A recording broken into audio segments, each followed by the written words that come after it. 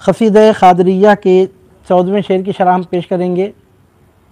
हस्ब दस्तूर हज़रत मौलाना मौलवी सैयद हबीबुल्लाह क़ादरी अश-शुत्तारी रहमहुल्लाह की किताब मुस्तताब जज़्बात हबीबिया फ़ी शरह क़सीदा क़मरिया से अग़्ज़ो इस्तिफ़ादा करते हुए इस मुबारक मुक़द्दस सिलसिले को आगे बढ़ाया जा रहा है। सरकार गौसे पाक रज़ी अल्लाह ताला अन्हु इरशाद हक़ बुनियाद फरमाते हैं, बिस्मिल्लाहिर्रहमानिर्रहीम, वलौ अलक़ीतु सिर्री फ़ौक़ मैतिल लक़ाम बिक़ुदरतिल मौला ताली, वलौ अलक़ीतु सिर्री फ़ौक़ मैतिल लक़ाम बिक़ुदरतिल मौला ताली। साहिब किताब फरमाते हैं तर्जुमा और तफसीर करते हुए, यानी अगर डालूं मैं भेद अपना मुर्दे पर, अलबत्ता खड़ा हो जावे कुदरत से खुदा ताला बुलंद के। यानी अगर डालूं मैं भेद अपना मुर्दे पर, अलबत्ता खड़ा हो जावे कुदरत से खुदा ताला बुलंद के। वलो ये हरफ शर्त है, लो हरफ शर्त है। अलख़ैतु लो अलख़ैतु अगर मैं डालूं सिर्री मेरा राज, फ़ौक़ मैतिन मैयत पर मुर्दे पर, लक़ामा ये ला जज़ा है शर्त की, लो हरफ शर्त की जज़ा लाम है। यानी अगर मैं अपना राज मुर्दे पर डालूँ तो ल ज़रूर ख़ामा वो खड़ा हो जाए, वो मुर्दा ज़िंदा होकर उठकर खड़ा हो जाए, बिक़ुदरतिल मौला ताली। ये कैसे हो सकता है कि मुर्दा उठकर खड़ा हो जाए? तो फरमाते हैं बिक़ुदरतिल मौला ताली, मौला ताला की कुदरत से, जिसकी शान ये बयान की गई है इन्नल्लाह अला कुल्लि शैइन क़दीर, जिसकी सिफ़त यह है यफ़अलुल्लाहु मा यशा, जिसका कारखाने कुदरत का निज़ाम इस बुनियाद पर चलता है कि इन्ना रब्बका फ़अालुल लिमा युरीद, और जिसकी पहचान इस तौर पे है कि युही व युमीत, एक दो नहीं तमाम पैदा होने वाले इंसानों को जो क़यामत के दिन ज़िंदा फरमाने वाला है। अगर क़यामत क़ायम होने से पहले ही इक्का दुक्का को अगर वो ज़िंदा करके ठहरा कर दे तो उसमें कौन सी बात उसकी कुदरत से बाइद है? ये काम कैसे हो सकता है? तो फरमाते हैं बिक़ुदरतिल मौला ताली, यानी मुर्दे का ज़िंदा होकर उठ के ठहर जाना कोई मामूली बात तो नहीं है, ये किसी इंसान के बस की बात नहीं है। और मैं आपको बताता चलूँ, सिवाय दज्जाल मलऊन के किसी शैतान, किसी जिन, किसी जादूगर के बस की बात भी नहीं है। एक दज्जाल को अल्लाह ताला ये कुदरत देगा, वो भी अहले ईमान के इम्तिहान और इब्तिला और उनके आजमाइश के लिए। एक दज्जाल वाहिद वो जादूगर है, वाहिद वो शैतानी ताकत का नुमाइंदा है कि जो मुर्दे को ज़िंदा करेगा। एक दज्जाल लईन मरदूद के अलावा इंसानों में कोई जादूगर या इंसानों के अलावा जिन्ना और शयातीन में भी किसी के बस की बात नहीं है कि मुर्दे को ज़िंदा करे। बड़े से बड़ा जादूगर किसी मुर्दे को ज़िंदा नहीं कर सकता, बड़े से बड़ा बादशाह किसी मुर्दे को ज़िंदा नहीं कर सकता, बड़े से बड़ा तबीब, हकीम, हाज़िक़, दानिश्वर, साइंटिस्ट मुर्दे को ज़िंदा नहीं कर सकता। किसी इंसान के बस की बात ही नहीं है। ये काम या तो अल्लाह ताला के अंबिया कर सकते हैं, मिसल सैयदना ईसा अलैहिस्सलाम के, या फिर ये काम अल्लाह ताला के आरिफीन और औलिया कर सकते हैं, मिसल सरकार गौसुल वरा रज़ी अल्लाह ताला अन्हु के। तो फरमाते हैं ये अल्लाह ताला की कुदरत होती है। तो फरमाते हैं बिक़ुदरतिल मौला ताली, यानी यहाँ सरकार गौसे पाक एक ऐसी बात अपने ताल्लुक़ से ज़ाहिर फरमा रहे हैं कि शुकूक व शुबहात का जिनका मिजाज है, जिनकी तबीयतों में शक, जिनके मिजाजों में बेयकीनी है, उनको तो आप जाने दीजिए, बल्कि जो लोग यकीन वाले हैं उनके लिए भी ये दिमाग को हिला देने वाली बात है। मरते हुए तो हम हज़ारों लोगों को देखते हैं अपनी ज़िंदगी में, आपने कई चलते फिरते लोगों को लाश बनते हुए देखा होगा, लेकिन आज तक कभी ऐसा देखने में नहीं आता कि कोई मुर्दा ज़िंदा हो गया हो। किसी मुर्दे को ज़िंदा होते हुए ना मैंने देखा ना आपने देखा होगा, आमतौर पे उमूमन ये बात देखने में नहीं आती। तो ये बात चूँकि इंसान के लिए एक इंतहाई भारी पड़ने वाली बात है इंसान के जहन पर, चुनाचे ख़बरदार करके याद कर रहे हैं कि तेरी अक़ल में नहीं, ये बात अगर नहीं आती ना आया करे।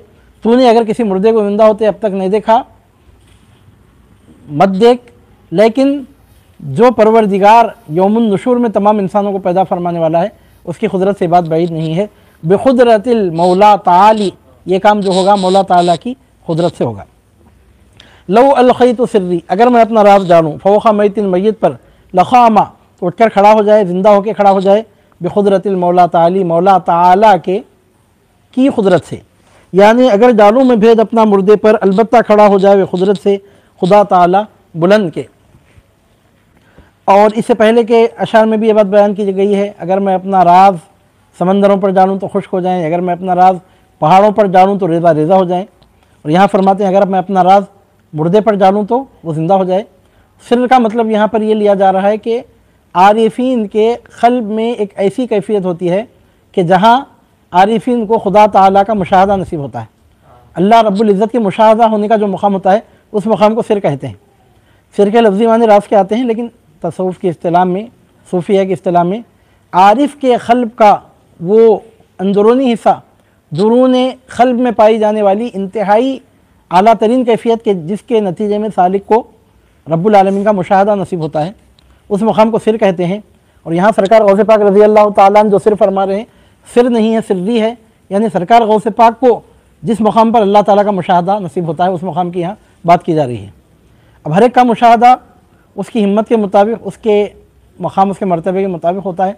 और सरकार गौसे पाक रज़ी अल्लाह ताला अन्हु का मुशाहदा आपके मरातिब आलिया और आपके मकामात रफ़िया के मुताबिक है।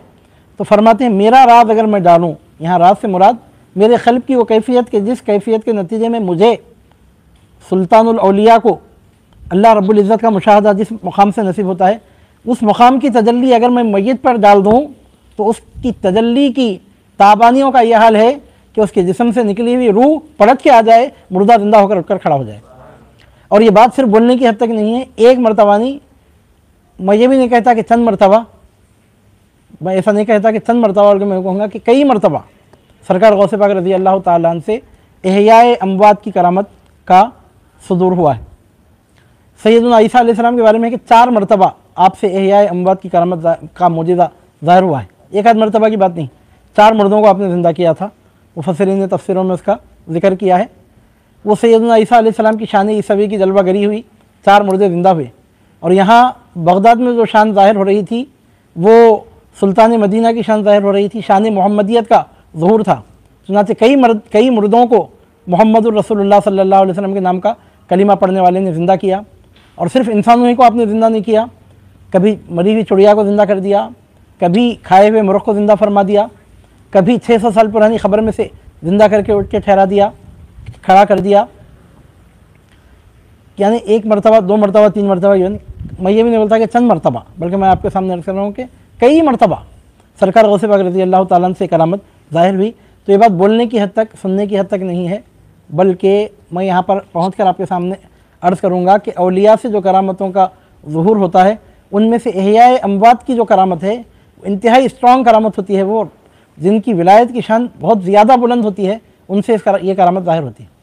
औलिया में भी मरातिब हैं, अल्लाह ताला ने अंबिया में मरातिब का फ़र्क रखा। अगर हिफ्ज़ मरातिब ना कुनी ज़िंदगी, अगर अल्लाह ताला की जानिब से अता कि वह मरातिब को कोई नहीं मानता, किसी अक़ल नहीं मानना चाहती, किसी की तबीयत नहीं मानना चाहती है, ज़िंदगी है, वो बेदीन है, अल्लाह ताला के फ़ैसलों से राज़ी नहीं है, वो अपनी मनमानी कर रहा है, उसकी खुदसरी को ज़ाहिर कर रहा है।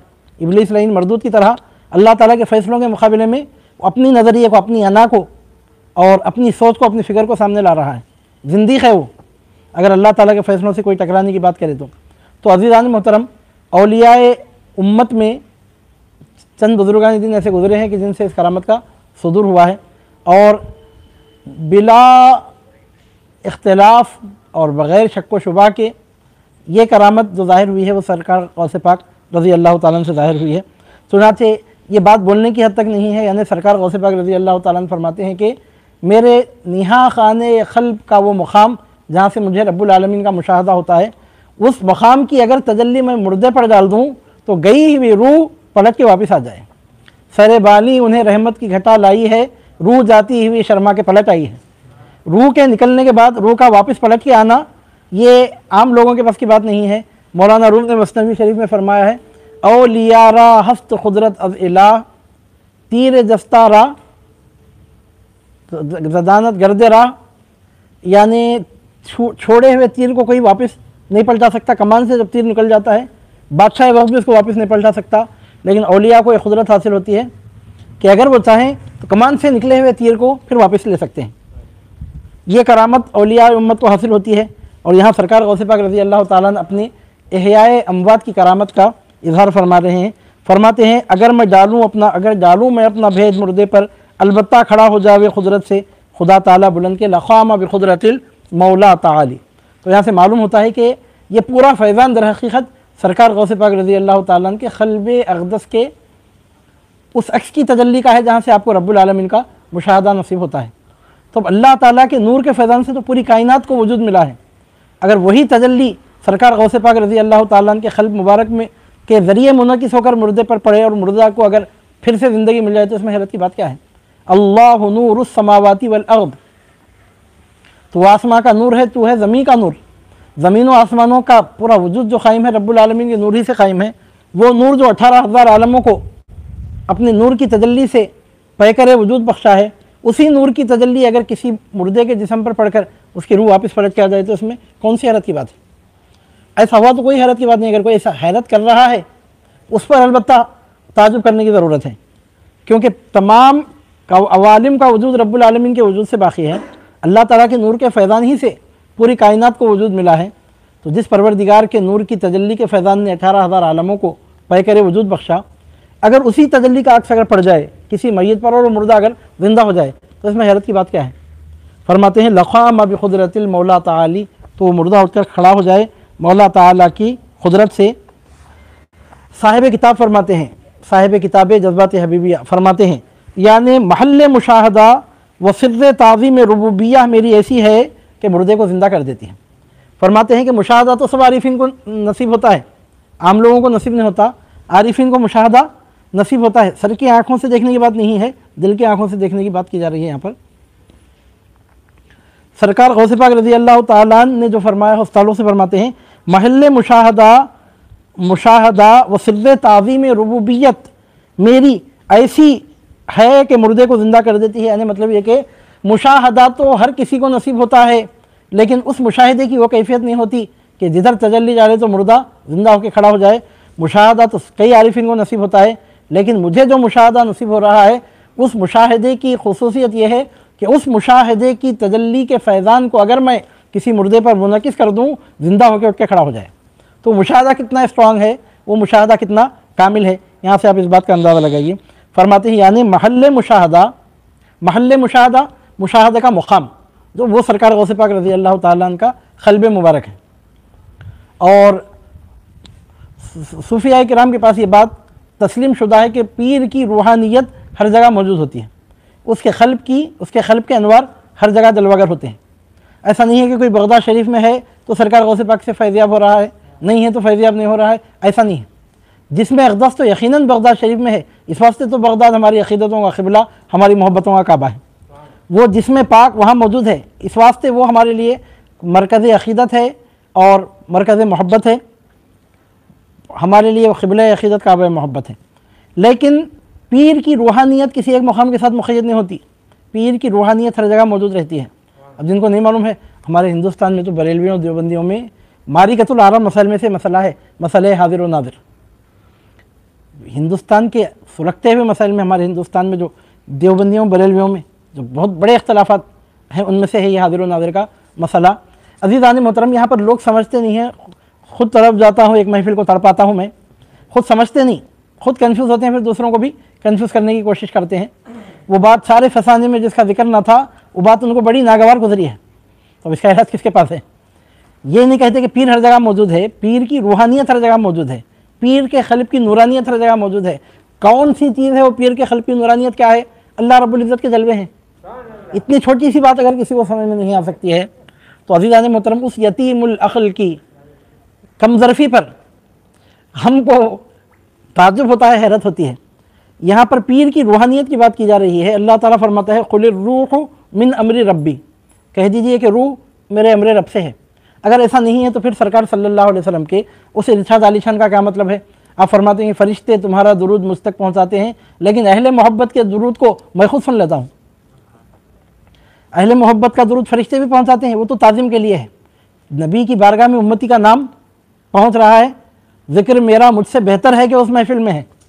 इस वास्ते है वो कि सरकार सल्लल्लाहु अलैहि वसल्लम की बारगाह में हम गुनाहगारों का नाम पाक लिया जाए। ज़िक्र मेरा मुझसे बेहतर है कि उस महफिल में है, इस वास्ते है वो। लेकिन अज़ीज़ान मोहतरम, उसके अलावा जहाँ तक सुनने की बात आती है तो सरकार सल्लल्लाहु अलैहि वसल्लम खुद फरमाते हैं कि अहले मोहब्बत के दुरूद को मैं खुद समाअत कर लेता हूँ। और हमारे सरकार गौसे पाक रज़ी अल्लाह ताला अन्हु फरमाते हैं, लविन कशफत औरत मुरीदी बिल मशरिक़ वाना बिल मग़रिब लसतरतुहा, मेरे मुरीद का पर्दा अगर मशरिक़ में चाक हो रहा हो, मैं मग़रिब में रहूँ तो पर्दा पोशी कर लेता हूँ। अब सरकार गौसे पाक रज़ी अल्लाह ताला मग़रिब में है, मुरीद का पर्दा चाक हो रहा है मशरिक़ में, तो कैसे पर्दा पोशी फरमाते हैं? तो दर हकीकत पीर की रूहानियत हर जगह मौजूद रहती है। आप आसिफ इब्न बरक़िया का वाक़या कुरान मजीद में देखेंगे। सैयदना सुलेमान अलैहिस्सलाम फरमाते हैं कि कौन है कि जो उसके आने से पहले, बिल्क़ीस के मलिका बिल्क़ीस के आने से पहले तख्त लाकर मेरे पास पेश कर दे बिल्क़ीस का। तो कुरान मजीद में अल्लाह ताला फरमाता है कि क़ाल इफ़रीतुम मिनल जिन्न अना आती का बिही क़ब्ल अन तक़ूम मिन मक़ामिक। जिनों में से, जिनों की कई कैटेगरीज होती हैं, जिन्ना में कई कैटेगरीज हैं, उसमें कैटेगरी है इफ़रीत, भूत परीत, इफ़रीत, जिन परी, चुड़ैल, ये जिन्नात के जो वेराइटीज़ है ना, उसमें से एक वेराइटी है इफ़रीत। एक इफ़रीत बैठा हुआ था वहाँ पर। इफ़रीत मतलब जिन की एक किस्म, एक नौ है वो, तो जिन की एक कैटेगरी है वो, एक इफ़रीत बैठा हुआ था।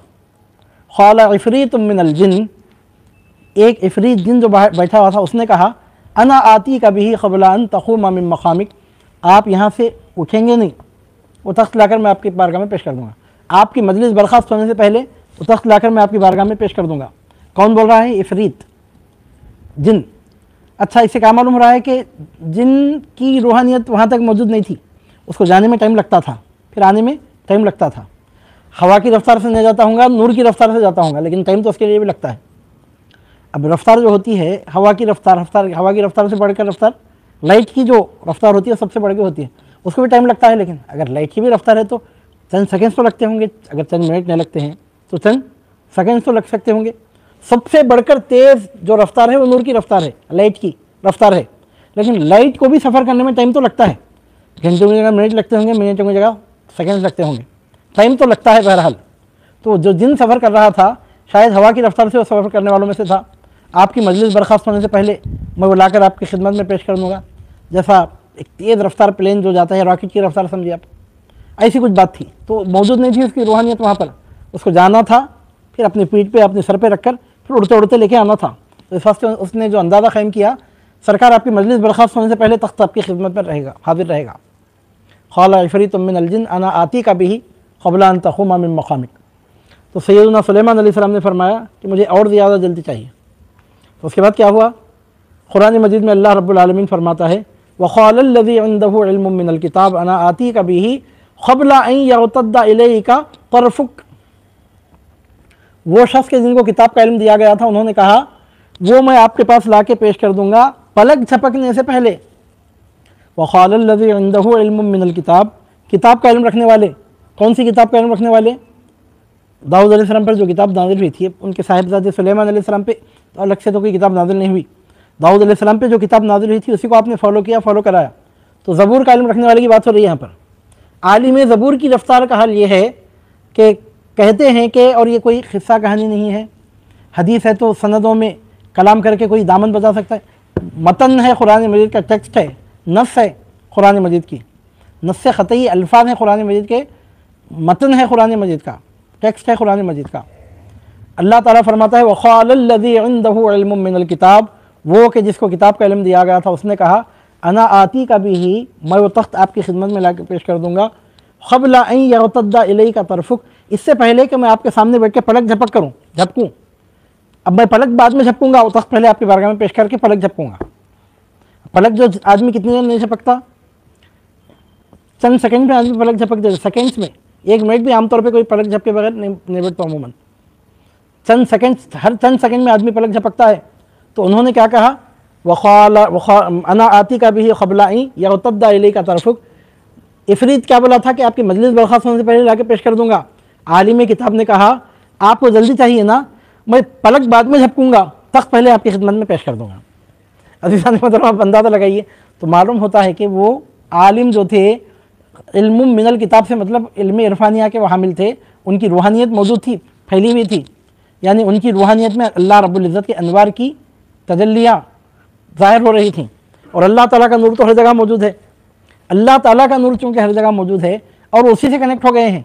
यहाँ पर अगर आप समझेंगे तो मिसाल के तौर पर ट्रांसफार्मर कहीं और होता है, लेकिन वायर के ज़रिए जो करेंट पहुँचता है, कहीं से आदमी ऐसा उंगली लगा दिया तो ट्रांसफार्म के फैज़ान को हासिल करने में उसको देर नहीं लगती, क्योंकि वो तो हर जगह फैला। फैज़ान क्या है, वो तो नुकसान है।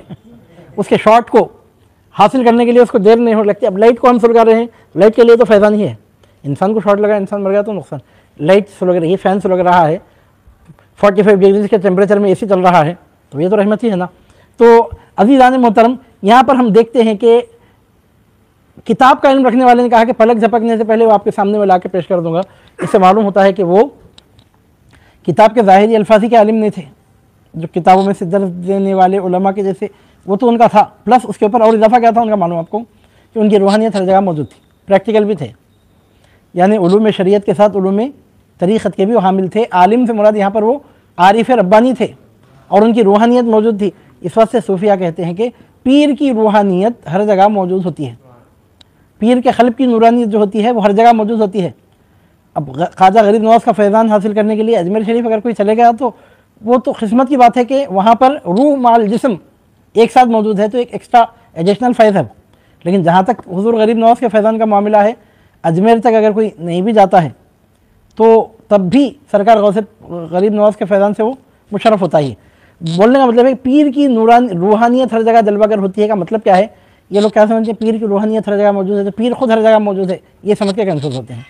पीर की रूहानियत हर जगह मौजूद होती है। पीर की रूहानियत क्या है, अल्लाह ताला के वो अनवार के जिसका वो मज़हर बन गया, तो अल्लाह ताला के अनवार हैं वो, तो अल्लाह ताला के अनवार तो हर जगह मौजूद होते हैं। इस वास्ते तो सरकार सल्लल्लाहु अलैहि वसल्लम ने फरमाया, अहले मोहब्बत के दुरूद को मैं खुद समात कर लेता हूँ।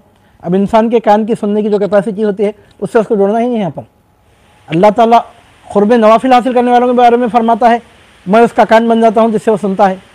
नवाफिल का क़ुर्ब हासिल करने वालों के लिए जो मकाम ख़ाबा क़ौसैनी औ अदना के मुकाम पर जिनको क़ुर्ब हासिल हुआ, अब उनके सुनने की क्या कैफियत होगी। जो मकाम क़ुर्ब नवाफिल के ज़रिए जिनको क़ुर्ब कसरत नवाफिल की वजह से जिनको क़ुर्ब हासिल होता है, उनके बारे में है कि मैं उसके कान बन जाता हूँ जिससे वो सुनता है।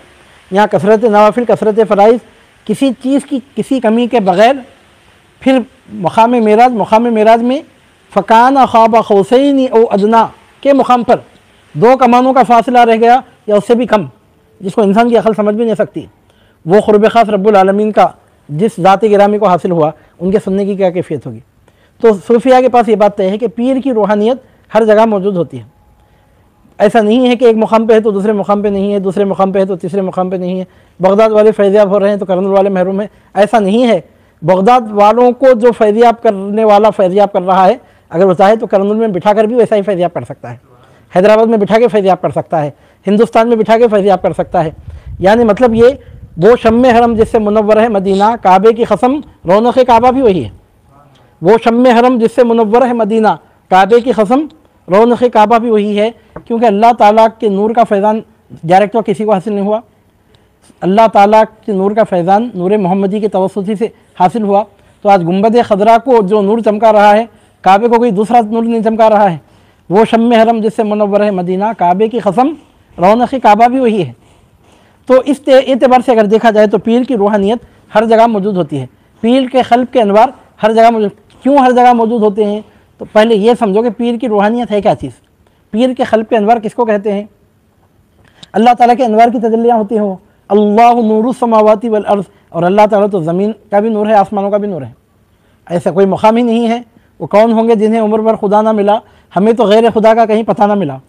जहाँ भी जिसका भी वजूद है उसी वजूद का परतो है, उसी वजूद का दिल है। जब अल्लाह ताला का नूर ज़मीनों में भी मौजूद है, आसमानों में भी मौजूद है, तो पीर की नूरानियत जो काम कर रही है उसी नूर के फैज़ान से तो काम कर रही है।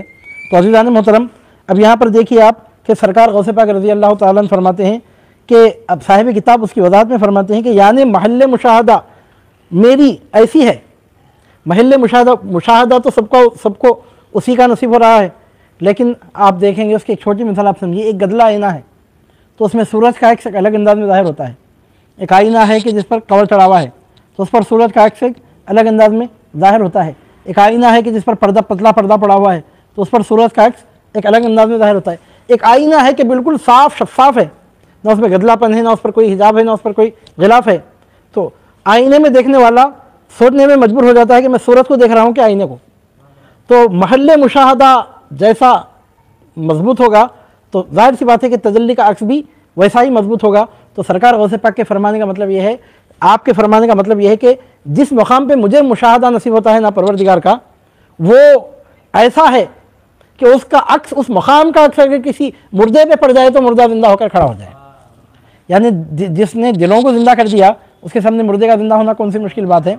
फरमाते हैं यानी महल्ले मुशाहदा मेरी ऐसी है, सिर्र ताज़ीम में रुबूबियत मेरी ऐसी है, सिर्र ताज़ीम में रुबूबियत, अल्लाह रब्बुल इज़्ज़त की जो अज़मत सरकार गौसे पाक रज़ी अल्लाह ताला के क़ल्ब मुबारक में है। अब इंसान जितना पहचानता है उसके क़ल्ब में अज़मत भी उतनी ही होती है।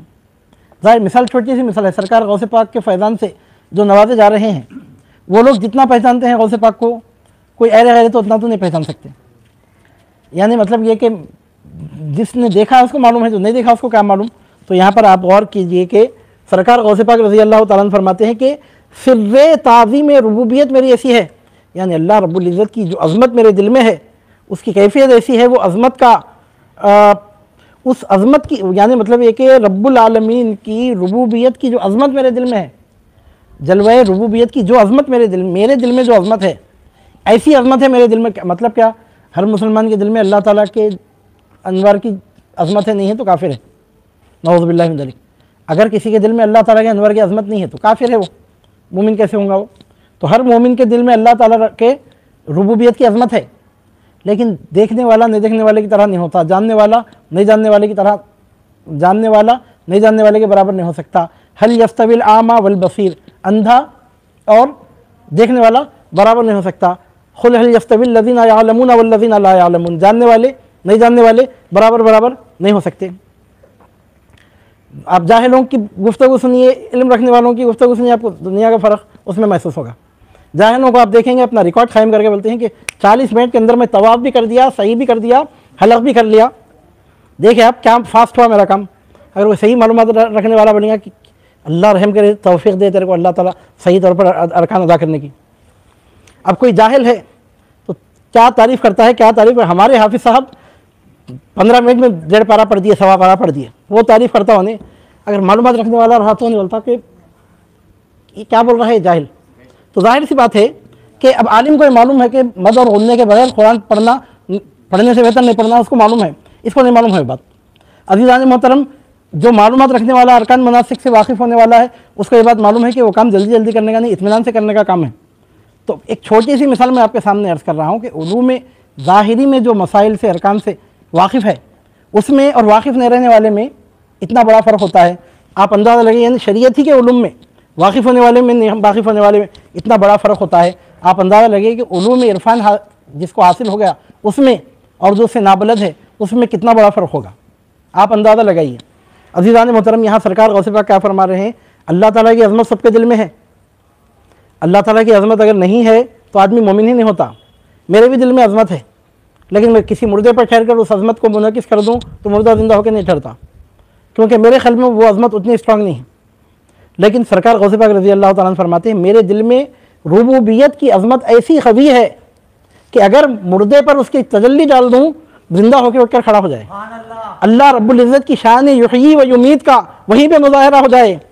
क़ियामत के दिन मरने वाले जिंदा होते होंगे, लेकिन अब्दुल क़ादिर गीलानी अपने क़ल्ब को अगर किसी पर के क़ल्ब पर मुनक़िस कर दे, सूर बाद में फूका जाएगा, वो पहले जिंदा होकर उठकर खड़ा हो जाए। रुबूबियत, रब्बुल आलमीन की रुबूबियत की ताज़ीम मेरे दिल में ऐसी है। तो साहिब किताब फरमाते हैं, यानी महल्ले मुशाहदा, तो क्या मालूम हो रहा है, हर किसी के ज़िंदा होने के लिए नफ़ख़े सानिया की ज़रूरत नहीं है। नफ़ख़े सानिया में जिस परवरदिगार की कुदरत मुर्दे को ज़िंदा करने की ताकत रखती है, वो कुदरत सिर्फ इसराफील के सूर ही में नहीं है, अब्दुल क़ादिर गीलानी की सांस में भी है। वही तजल्ली जो इसराफील के सूर में जो कुदरत है, वो कुदरत अब्दुल क़ादिर गीलानी की सांसों में भी है। ज़रूरी नहीं है कि हर मुर्दे को इसराफील का सूर ही ज़िंदा करे। कई मुर्दे ऐसे भी हैं कि इसराफील का सूर फूके जाने से पहले अब्दुल क़ादिर गीलानी की सांस ने उसको ज़िंदा कर दिया। फरमाते हैं कि यानी महल्ले मुशाहदा और सिर्र ताज़ीम में रुबूबियत मेरी ऐसी है, यानी मेरे दिल में अल्लाह रब्बुल इज़्ज़त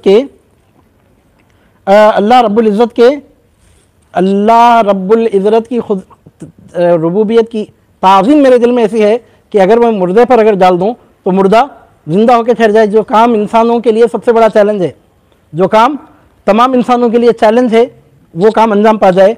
यानी महल मुशाहदा और सिर ताज़ीम रुबूबियत मेरी ऐसी है कि मुर्दे को ज़िंदा कर देती है। और मैं आपके सामने अर्ज़ कर रहा हूँ कि कई औलिया ऐसे भी हैं कि एक मरतबा उन्होंने मुर्दे को ज़िंदा किया, करामतें रिकॉर्ड हो गए और उनकी शान विलायत का इस तौर पे ज़ुहूर हुआ कि काफिरों ने कलिमा पढ़ लिया, इस्लाम को सरबुलंदी मिली, इलाक़े का इलाक़ा तौहीद के नूर से जगमगा गया, ला इलाहा इल्लल्लाह मुहम्मदुर रसूलुल्लाह की सदाओं से दरो दीवार क़यामत तक के लिए गूंजने लग जाए, ऐसा माहौल बन गया। एक मुर्दा ज़िंदा हुआ तो क़यामत तक के लिए इलाक़े में तौहीद और रिसालत की सदाएँ अज़ानों के ज़रिए क़यामत तक के लिए जारी हो गई। लेकिन अज़ीज़ान मोहतरम, बगदाद मुक़द्दस की सरज़मीन पर एक मुर्दा ज़िंदा नहीं हुआ, कई मुर्दे ज़िंदा हुए, तो आप अंदाज़ा लगाइए क्या हाल हुआ होगा। फिर इस यानी महल मुशाहदा और सिर ताज़ीम रुबूबियत मेरी ऐसी है कि मुर्दे को ज़िंदा कर देती है। इस शेर में, अब यहाँ पर साहिब किताब फरमाते हैं, इस शेर में एक नुक्ते बारीक है कि जिससे कमाल अज़मत और खुदरत हज़रत की सब पर ज़ाहिर होती है। साहिब किताब फरमाते हैं यहाँ पर एक बहुत बारीक नुक्ता है इस शेर में, सरकार गौसे पाक के इरशाद मुबारक में बारीक नुक्ता है, उससे कमाल अज़मत और खुदरत हज़रत की यानी हज़रत गौसे पाक की सब पर ज़ाहिर होती है। सरकार गौसे पाक की अज़मत और आपकी खुदरत का पता चलता है। एक नुक्ता ऐसा है, इसमें क्या है वो नुक्ता? फरमाते हैं क्योंकि मिस्र अव्वल में जो हज़रत ने अज़मत सिर को अपने बयान किया वो ज़ू माना है। पहले मिस्र में आप क्या फरमाते हैं? वलो अलखई तो सिर्री फ़ौखा मैतीन, अगर मैं अपना राज मुर्दे पर डाल दूँ। इसके दो मतलब निकलते हैं। क्या दो मतलब हैं? तो पहला मतलब क्या है, दूसरा मतलब क्या है? एक हज़रत का अहवाल और मर्तबा बातिनी है, दूसरे खुद हज़रत हक़ ताला है। चुनांचे हदीस खुदसी अल इंसान सिर्री वाना सिर्रुहु से पैदा है। ये दोनों सिर ऐसे हैं कि अगर मुर्दा उससे ज़िंदा हो जाए कुछ अजब नहीं है, क्योंकि हक़ ताला हज़रत ईसा अलैहिस्सलाम को बसबब रूहुल्लाह होने के मोजिज़ा इहयाए मौता का मरहमत फरमाया था। अगर हज़रत महबूब को जो सिर्रुल्लाह और महबूबुल्लाह थे कि करामत इहयाए मौता की अता करे, क्या अजीब है। लुत्फ़ ख़ास मिस्र दुआम में हज़रत ने यह फरमाया कि अलबत्ता खुदरत मौला बुलंद है, कि अलबत्ता खुदरत मौला बुलंद से मुर्दा खड़ा हो जावे, इतलाक़ लफ्ज़ मौला का खुदा व रसूल और अली व महबूब पर बराबर सही होता है। मौला की खुदरत से खड़ा हो जाए, क्या मतलब है? मौला की खुदरत से मुराद या तो अल्लाह ताला की खुदरत, या रसूलुल्लाह की खुदरत, या हज़रत मौला कायनात की खुदरत, या खुद सरकार गौसे पाक की खुदरत। मौला का जो लफ्ज़ यहाँ पर आ रहा है अल्लाह ताला के लिए, मौला का लफ्ज़ अल्लाह ताला ने कुरान मजीद में खुद इरशाद फरमाया, फल्लाहु मौलल लज़ीना आमनू। ये मौला का लफ्ज़ यहाँ पर सरकार गौसे पाक ने क्या लाया? खारिजियत का गोया क़यामत तक के लिए जनादा उठा दिया। लाने को तो कोई भी लफ्ज़ ला सकते थे ना, मौला का लफ्ज़ आपने लाया। साहिब किताब फरमाते हैं कि मौला किसके लिए आता है? सहाबा किराम और अहले बैत पाक में मौला का लफ्ज़ किसके लिए है? मन कुन्तु मौलाहु फ़हादा अलीयुन मौलाहु। सरकार सल्लल्लाहु अलैहि वसल्लम ने फरमाया कि मैं जिसका मौला हूँ अली उसका मौला है। यहाँ पर सरकार गौसे पाक फरमाते हैं लक़ामा बिक़ुदरतिल मौला ताली। तो इसका मतलब क्या है? तो साहिब किताब फरमाते हैं कि लफ्ज़ इतलाक़ लफ्ज़ मौला का खुदा और रसूल और अली व महबूब पर बराबर सही होता है। खुदा व रसूल और अली और महबूब से मुराद हज़रत महबूब सुब्हानी रज़ी अल्लाह ताला। फरमाते हैं कि इतलाक़ लफ्ज़ मौला का खुदा और रसूल और अली और महबूब पर बराबर सही होता है, क्योंकि मौला के मानी लुग़त में बहुत हैं। चुनांचे साबिक़न शेर दुव्वम की शरह में कुछ उससे मज़कूर हुआ है, लाकिन मक़सूद इस शेर का इस मक़ाम में सिवाय उसके है, यानी मौला के तीन माना हो सकते हैं। यहाँ पर मौला के माना से बहस की जा रही है। अब फरमाते हैं लफ्ज़ जो लाया है सरकार गौसे पाक रज़ी अल्लाह ताला ने लफ्ज़ मौला का लाया है, और मौला का इतलाक़ अल्लाह ताला पर होता है। सबसे पहले फल्लाहु मौलल लज़ीना आमनू, अल्लाह मोमिनीन का मौला है, वन्नल काफिरीन अल्लाह मौला लहुम, और जो काफिर हैं उनका कोई मौला नहीं है। अगर वहाबी है तो रसूलुल्लाह उनके मौला नहीं है, खारिजी हैं तो मौला कायनात उसके मौला नहीं है, राफिज़ी है तो सरकार गौसे पाक उसके मौला नहीं है। अब यहाँ पर आप देखिए कि फरमाते हैं कि इस शेर में एक नुक्ता बारीक है कि जिससे कमाल अज़मत और खुदरत हज़रत की सब पर ज़ाहिर होती है। सरकार गौसे पाक की अज़मत और आपकी खुदरत सब पर ज़ाहिर होती है। इस शेर में एक ऐसा नुक्ता है, क्या है? तो फरमाते हैं क्योंकि मिस्र अव्वल में जो हज़रत ने अज़मत सिर को अपने बयान किया ज़ू माना है। सरकार गौसे पाक फरमाते हैं पहले मिस्रे में अपने सिर की अज़मत का बयान कर रहे हैं, लो अलखई तो सिर्री, यानी मेरे सिर का एक अमाल है। तो यहाँ पर अज़मत और शान किसकी बयान हो रही है? सरकार गौसे पाक रज़ी अल्लाह ताला के सिर की। आपके क़ल्ब अनवर का वो मख़सूस हिस्सा, वो आला तरीन कैफियत जहाँ ख़ुद सरकार गौसे पाक को रब्बुल आलमीन का मुशाहदा नसीब होता है, उस मकाम की आप कैफियत अपने क़ल्ब पाक की अज़मत बयान करते हुए, सिर पाक की अज़मत बयान करते हुए फरमाते हैं वज़ू माना है एक हज़रत का अहवाल और मर्तबे बातिनी है। क्या मतलब निकला इसका? लौ अल खैत सिर्री का मतलब, इसका पहला मतलब ये निकला कि ख़ुद सरकार गौसे पाक के अहवाल मुबारक आपके मर्तबे बातिनी का यहाँ पर जिक्र है। लौ अल खैत सिर्री मेरे खलपा व हिस्सा, यानी ख़ुद आपके खलब मुबारक की अज़मत का यहाँ पर बयान हो रहा है, एक मतलब है। और दूसरा मतलब इसका ये निकलता है कि लौ अल खैत सिर्री, अगर मैं अपना राज मुर्दे पर डाल दूँ तो सरकार गौसे पाक रज़ी अल्लाह तआला के खलब अथर का वो हिस्सा जहाँ आपको मुशाहदा नसीब होता है, किसका मुशाहदा नसीब हो रहा है? रब्बुल आलमीन का। तो मतलब क्या निकला? सिर्री से मुराद अल्लाह ताला है। सिर्रुल गौसिल आज़म कौन है? रब्बुल आलमीन। जैसा कि हदीस खुदसी में है, अल इंसान सिर्री व अना सिर्रुहु, कि इंसान मेरा राज है, मैं उसका राज हूँ। अल्लाह क्या है? देखिए गौसे पाक क्या है? सिर्रुल्लाह है, सिर्रुल्लाहिल मखज़ून, सिर्रुल्लाहिल मकनून है। गौसे आज़म सिर्रुल्लाह है और अल्लाह ताला सिर्रु अब्दुल क़ादिर है। अल्लाह ताला सरकार गौसे पाक का राज है, सरकार गौसे पाक अल्लाह ताला का राज है। अज़ीज़ान मोहतरम, तो दूसरा मतलब क्या निकला? हदीस पाक में अल्लाह ताला फरमाता है कि अल इंसानु सिर्री वाना सिर्रु, और आपको मालूम है कि हमारे सरकार बड़े पीर पर जो इल्हामात मुबारक नाज़िल हुए, 40 इल्हामात, अब रिसालतुल गौसिय्या, अल्लाह ताला ने आपको या गौसल आज़म, या गौसल आज़म, या गौसल आज़म कहकर हर इल्हाम के शुरू में या गौसल आज़म कह के आपको खिताब किया। ऐसे 40 इल्हामात हैं। अब रिसालतुल गौसिय्या उसका नाम है। ख़ुद सरकार गौसे पाक ने अपने खलम पाक से उसको खलमबंद फरमाया, अपने हाथ से आपने उसको रिकॉर्डेड फरमाया। और सुल्तान दक्कन ख्वाजा दक्कन हज़रत बंदा नवाज़ गैसु दराज क़द्दसल्लाहु तआला सिर्रहुल अज़ीज़, जिनका उर्स हुआ अभी चंद दिन पहले, आपने देखा कि कैसा बड़ा उर्स हुआ ख्वाजा बंदा नवाज़ गैसु दराज क़द्दसल्लाहु तआला सिर्रहुल अज़ीज़ का। आप देख कर अंदाज़ा लगाइए कि फैज़याब होने वाले का यह हाल है कि जिसकी विलायत के ऐसे जंके बज रहे हैं। चमकने वाले का यह हाल है तो चमकाने वाले का क्या हाल होगा? आप अंदाज़ा लगाइए। रियाया का ये हाल है तो बादशाह का क्या हाल होगा? या उनके इलाके के एतबार से अगर उनको बादशाह कह के अगर देखा जाए तो बादशाह का यह हाल है तो शहीनशाह का क्या हाल होगा? आप अंदाज़ा लगाइए। ख्वाजा बंदा नवाज़ गैसु दराज क़द्दसल्लाहु तआला सिर्रहुल अज़ीज़ ने सरकार गौसे पाक रज़ी अल्लाह तआला के कलाम पाक की तशरीह करने का जब इरादा फरमाया, क्योंकि आप आलिम हैं, अहले ज़ौक़ हैं, सुल्तानुल क़लम हैं, लिखने पढ़ने का मिजाज रखने वाले और इंतहाई हार्ड वर्कर गुजरे हैं। आरामदेह तबीयत, सुकून से बैठना ये आपकी आदत नहीं थी, इंतहाई हार्ड वर्कर, बहुत मेहनतकश जफाकश।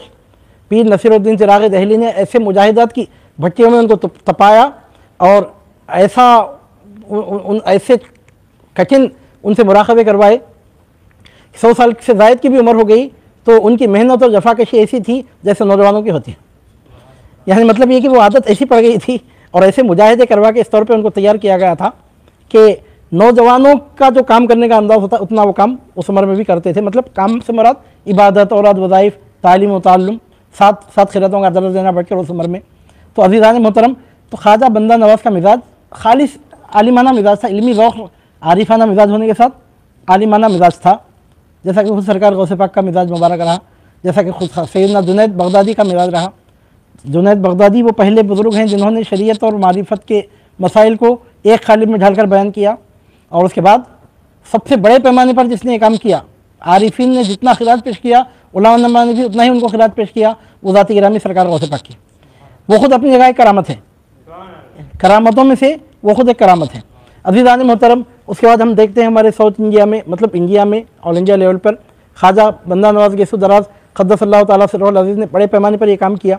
अब आपको शरह करना था सरकार गौसे पाक की किसी किताब की, आपने इरादा किया कि किसी किताब की शरह करूं, तो किसी भी किताब को आप सेलेक्ट फरमा सकते थे। इंतखाब जो होता है ना, उससे नीयतों का पता चलता है, इंतखाब से सोच का, फ़िक्र का पता चलता है। ये सिलेक्शन जो होता है ना, उससे मालूम होता है कि आदमी क्या है। गालिब ने कहा था कि खुलता किसी पे कब मेरे दिल का मामला, शेरों के इंतखाब ने रुसवा किया मुझे। खुलता किसी पे कब मेरे दिल का मामला, शेरों के इंतखाब ने रुसवा किया मुझे। शेरों के इंतखाब से मालूम होता है कि उसके क़ल्ब की कैफियत क्या है। गालिब साहब ये बोल रहे हैं कि मेरे दिल का मामला किसी को मालूम होता ही नहीं था, मैं किसी को बोलने वालों में से नहीं हूँ, लेकिन मेरे जो शेरों का सिलेक्शन है उससे देखकर लोगों को मालूम हो गया कि मेरा क्या अंदाज़ है। तो इंतखाब सिलेक्शन ये कोई मामूली चीज़ नहीं है। जो सिलेक्शन होता है, सूफिया के पास क्या बोलते हैं, पीर की तलाशी खुदा की तलाश है, और जिस दिन पीर मिल गया उस दिन खुदा के मिलने का दिन है। ऐसा क्यों कहते हैं? तो वो जो इंतखाब होता है, जो सिलेक्शन होता है, वो कोई मामूली नहीं। आप ज़रा गौर कीजिए, शादी करना है तो औरतों से कितना सेलेक्ट करते हैं। वो तो एक औरत को तलाक दे के दूसरी औरत से फिर निकाह हो सकता है अगर तबीयत नहीं जमी तो।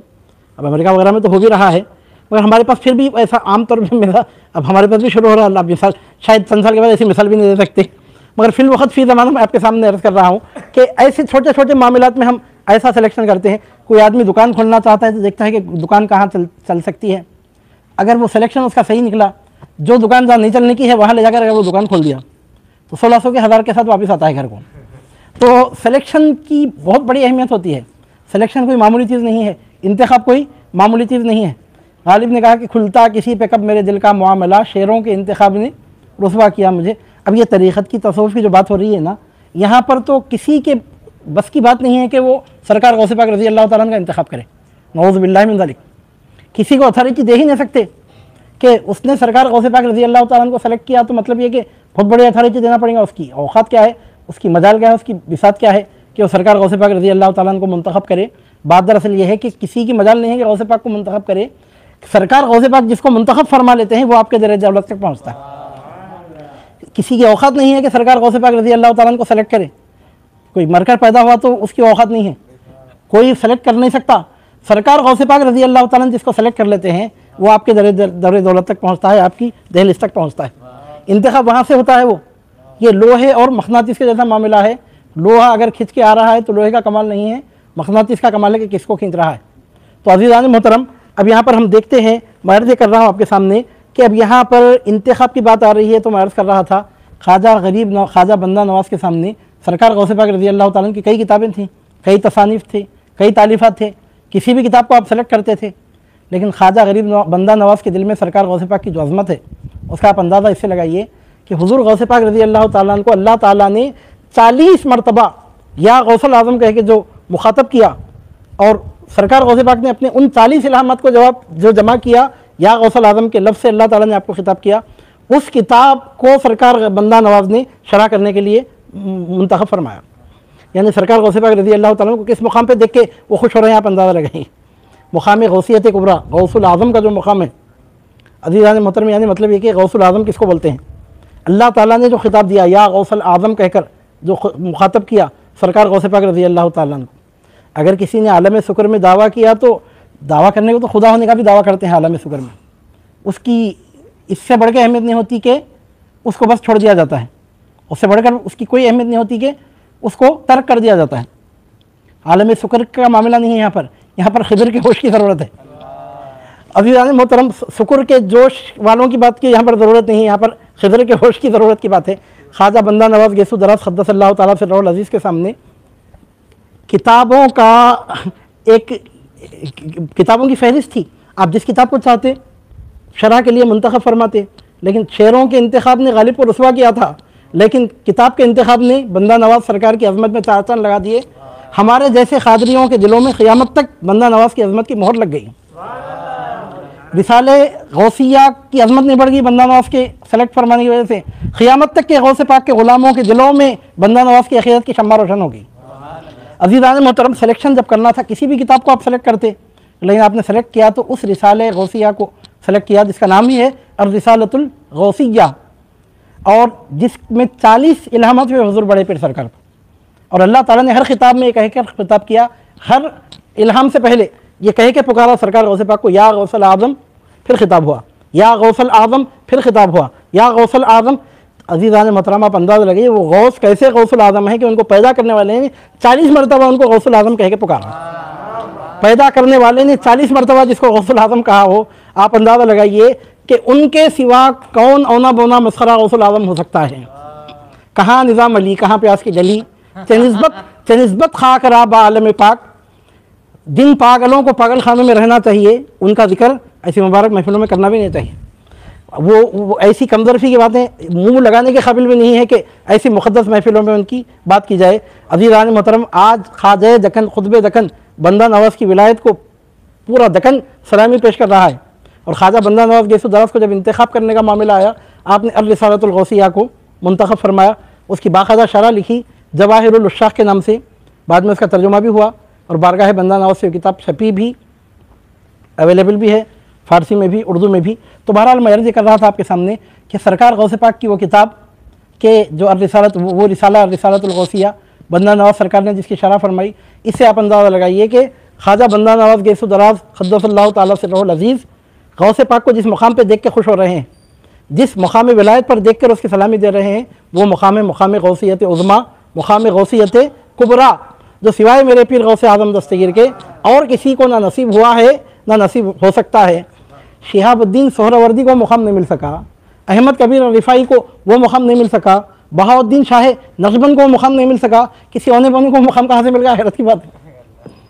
अज़ीज़ान मोहतरम, तो मैं आपके सामने अर्ज़ कर रहा हूँ कि वो उस मकाम पर देख कर हज़रत ख्वाजा बंदा नवाज़ गौसुल ने एक ऐसे रिसाले का इंतखाब फरमाया जिससे बात साबित होती है कि आप सरकार गौसे पाक रज़ी अल्लाह तआला को मकाम गौसियत उज़्मा पर देख कर खिराज अक़ीदत पेश कर रहे हैं, अक़ीदत की सलामी दे रहे हैं। जवाहिरुल अशराक़ के नाम से वो किताब तर्जुमा भी हुई, छपी भी। उस किताब में पहला इल्हाम जो है सरकार गौसे पाक पर, आपको 40 इल्हामात है ना, पहला इल्हाम कौन सा इसमें आपको मालूम है? जो सबसे पहला इल्हाम है वो इल्हाम क्या है? तो उस इल्हाम में अल्लाह रब्बुल इज़्ज़त ने सरकार गौसे पाक रज़ी अल्लाह तआला अन्हु को मुखातब करके जो इल्हाम फरमा, पहला इल्हाम क्या है? वो यही हदीस क़ुदसी है। सरकार सल्लल्लाहु अलैहि वसल्लम पर इल्हाम हुआ तो हदीस क़ुदसी बनी, फिर वही इल्हाम हुआ हुज़ूर गौसे पाक रज़ी अल्लाह तआला अन्हु को। अल्लाह ताला ने फरमाया, ए गौसे आज़म, इंसान मेरा राज है, मैं इंसान का राज हूँ। इंसान मेरा राज है, मैं इंसान का राज हूँ। तो क्या मतलब निकला? सरकार गौसे पाक रज़ी अल्लाह तआला अन्हु फरमाते हैं कि मेरा राज अगर मैं मुर्दे पर डाल दूँ तो सरकार गौसे पाक रज़ी अल्लाह तआला अन्हु किसका राज है? अल्लाह का राज है। और सरकार गौसे पाक कौन?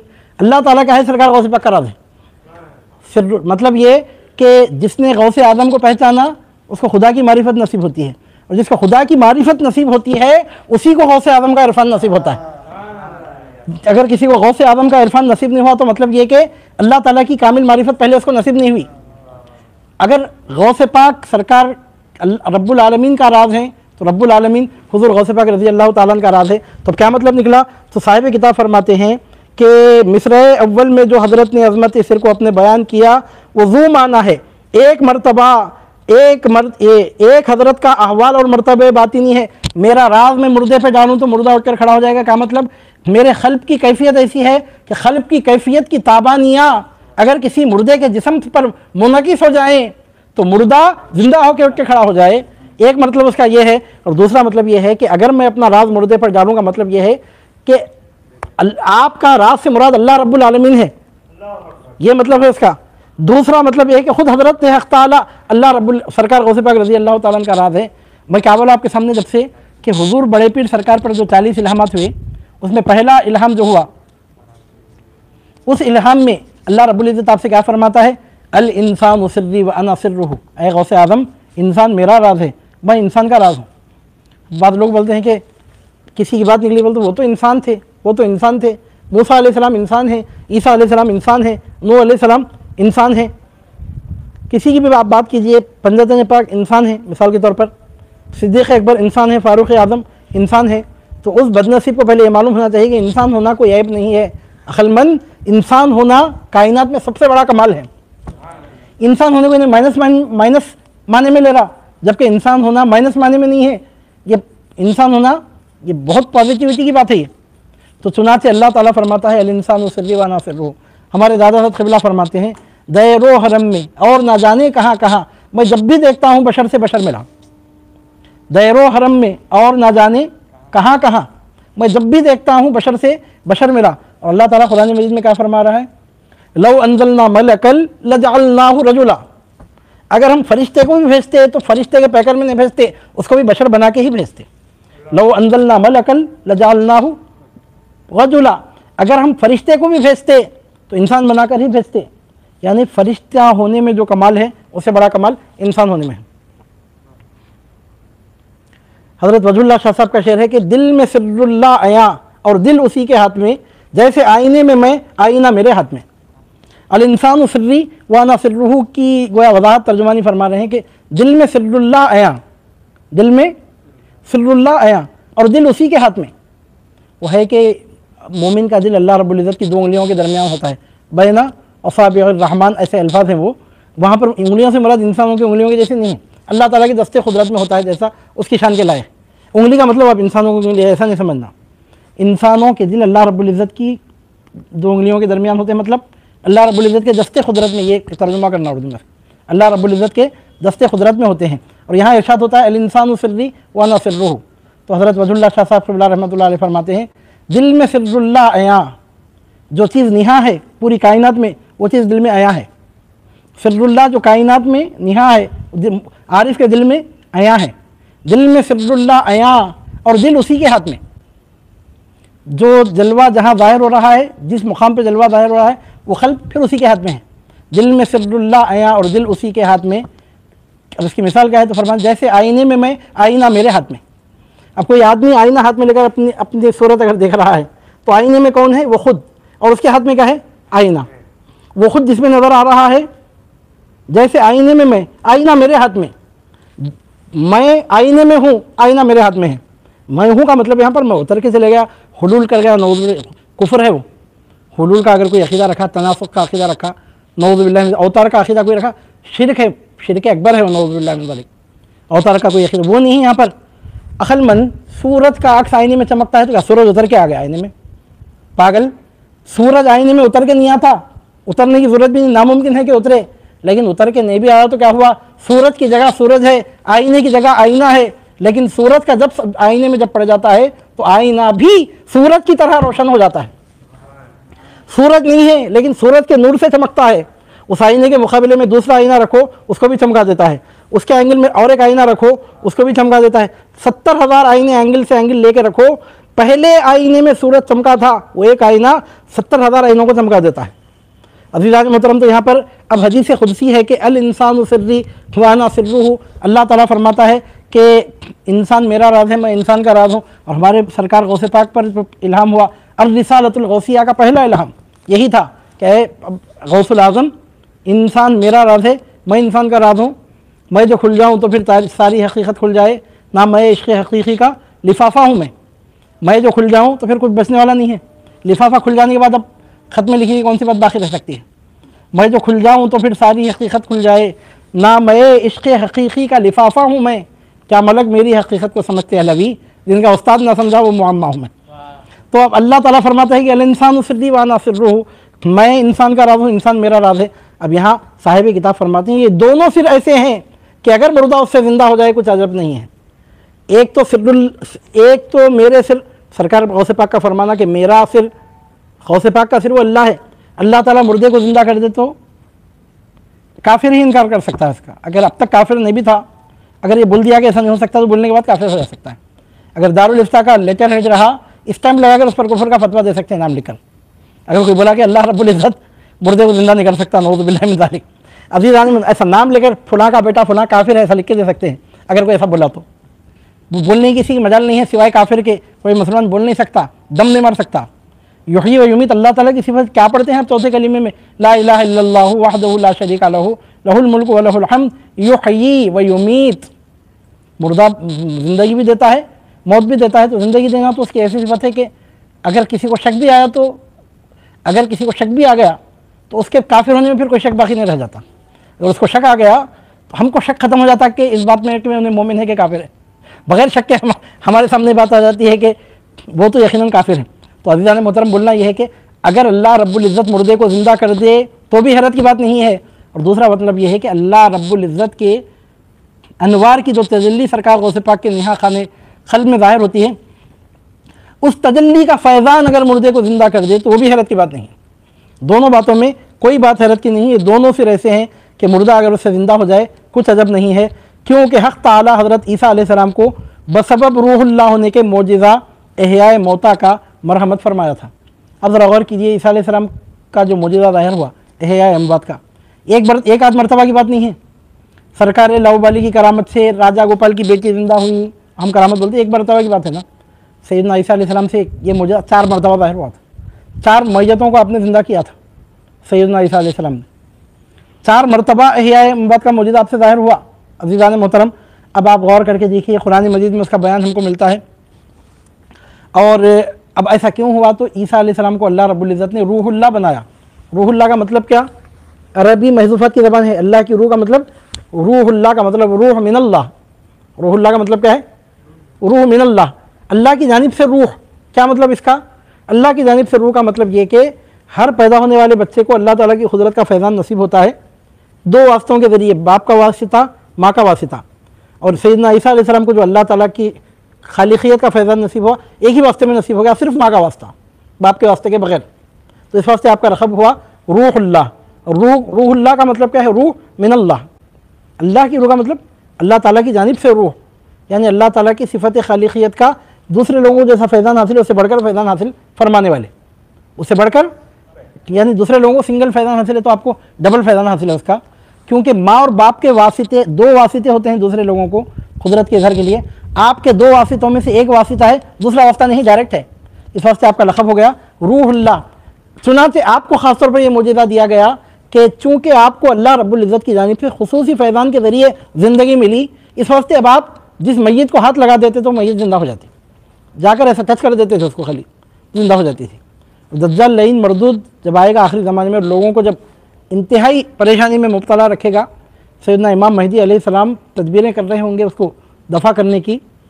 पीक पर जब हालात पहुँच जाएंगे तो एक दिन सुबह सुबह सैयदना ईसा अलैहिस्सलाम की दुनिया में जलवागरी होगी, ज़मीन पर उतरेंगे, तो क्या नतीजा निकलेगा? दज्जाल सैयदना ईसा अलैहिस्सलाम की सांस की खुशबू की ताब नहीं ला सकेगा। हालांकि सांस जो निकलती है आदमी की, आम लोगों की बात वो तो मिला के देखना भी नहीं है, ईसा अलैहिस्सलाम का मामला है, वो पैगंबर की बात है, नबी मुरसल की बात है। 4 पैगंबर जिनका मुकाम हमारे सरकार सल्लल्लाहु अलैहि वसल्लम के बाद पूरे पैगंबरों में सबसे बुलंद है, उनमें से सैयदना ईसा मसीह अलैहिस्सलाम है। और हमारे लिए तो ईसा अलैहिस्सलाम की अज़मत और शान इसलिए भी बहुत ज़्यादा, और हमारी डबल मोहब्बत आपके साथ इसलिए है कि वो ज़मीन पर आकर हमारे हुज़ूर नबी करीम सल्लल्लाहु अलैहि वसल्लम की शरीयत को फॉलो करके, आप पर नाजिल करदा कुरान मजीद की तिलावत करते हुए, आपकी शरीयत के मुताबिक नमाज़ें पढ़ते हुए ज़िंदगी गुजार कर आपके हुजरे ख़ास में मदफून होने वाले हैं। सरकार सल्लल्लाहु अलैहि वसल्लम के हुजरे ख़ास में मदफून होने वाले हैं। 1,24,000 पैगम्बरों से वाहिद नबी ऐसे हैं कि मोहम्मद रसूलुल्लाह के हुजरे में से बरामद होने वाले हैं क़यामत के दिन।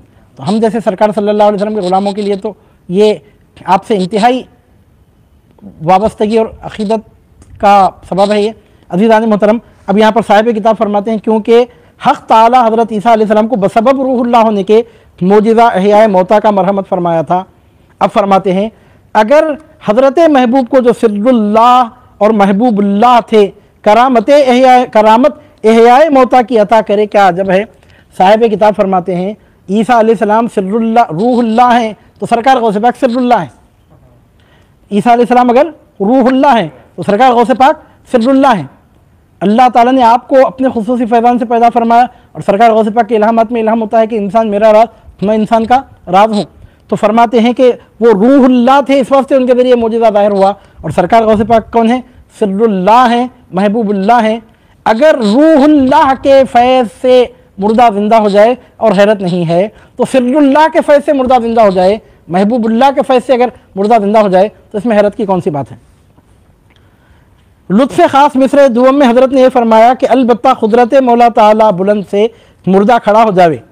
अब साहिब किताब फरमाते हैं कि दूसरे मिसरे में अल्लाह ताला का नाम लाना था ना, लक़ामा बिक़ुदरतिल मौला ताली बोलने की वजह कोई और लफ्ज़ भी तो आ सकता था ना, लक़ामा बिक़ुदरतिल कोई और लफ्ज़ ला के अल्लाह ताला के लिए ताली फरमा देते तो भी बात हो सकती थी। ख़ास लफ्ज़ मौला आपने क्यों लाया? तो साहिब किताब फरमाते हैं, मिसरे दुव्वम में, लुत्फ़ ख़ास मिसरे दुव्वम में हज़रत ने यह फरमाया कि अलबत्ता खुदरत मौला बुलंद से मुर्दा खड़ा हो जावे। मौला का ही लफ्ज़ क्यों लाया? फरमाते हैं, इतलाक़ लफ्ज़ मौला का खुदा और रसूल और अली और महबूब पर बराबर सही होता है। फरमाते हैं कि मौला का लफ्ज़ अगर देखें अल्लाह के लिए कुरान से साबित, रसूलुल्लाह के लिए साबित, हदीस रसूलुल्लाह से मौला अली मुर्तज़ा करमल्लाहु ताला वजहुल करीम के लिए साबित, और बक़िया क़राइन से और औलियाए उम्मत के इजमा से। अगर कोई इसका इनकार करे तो इजमा के इनकार के बराबर है, उससे ये बात साबित है कि सरकार गौसे पाक रज़ी अल्लाह ताला औलिया के मौला है। मौला कायनात का जो मुकाम है इमामत कुबरा का, उस मुकाम पर गौसियत कुबरा का ताज पहन कर इस वक्त आप जलवा फरमा है। लिहाजा मौला का नायब मौला ही तो होता है। मौला का जब नायब है तो मौला ही हुए।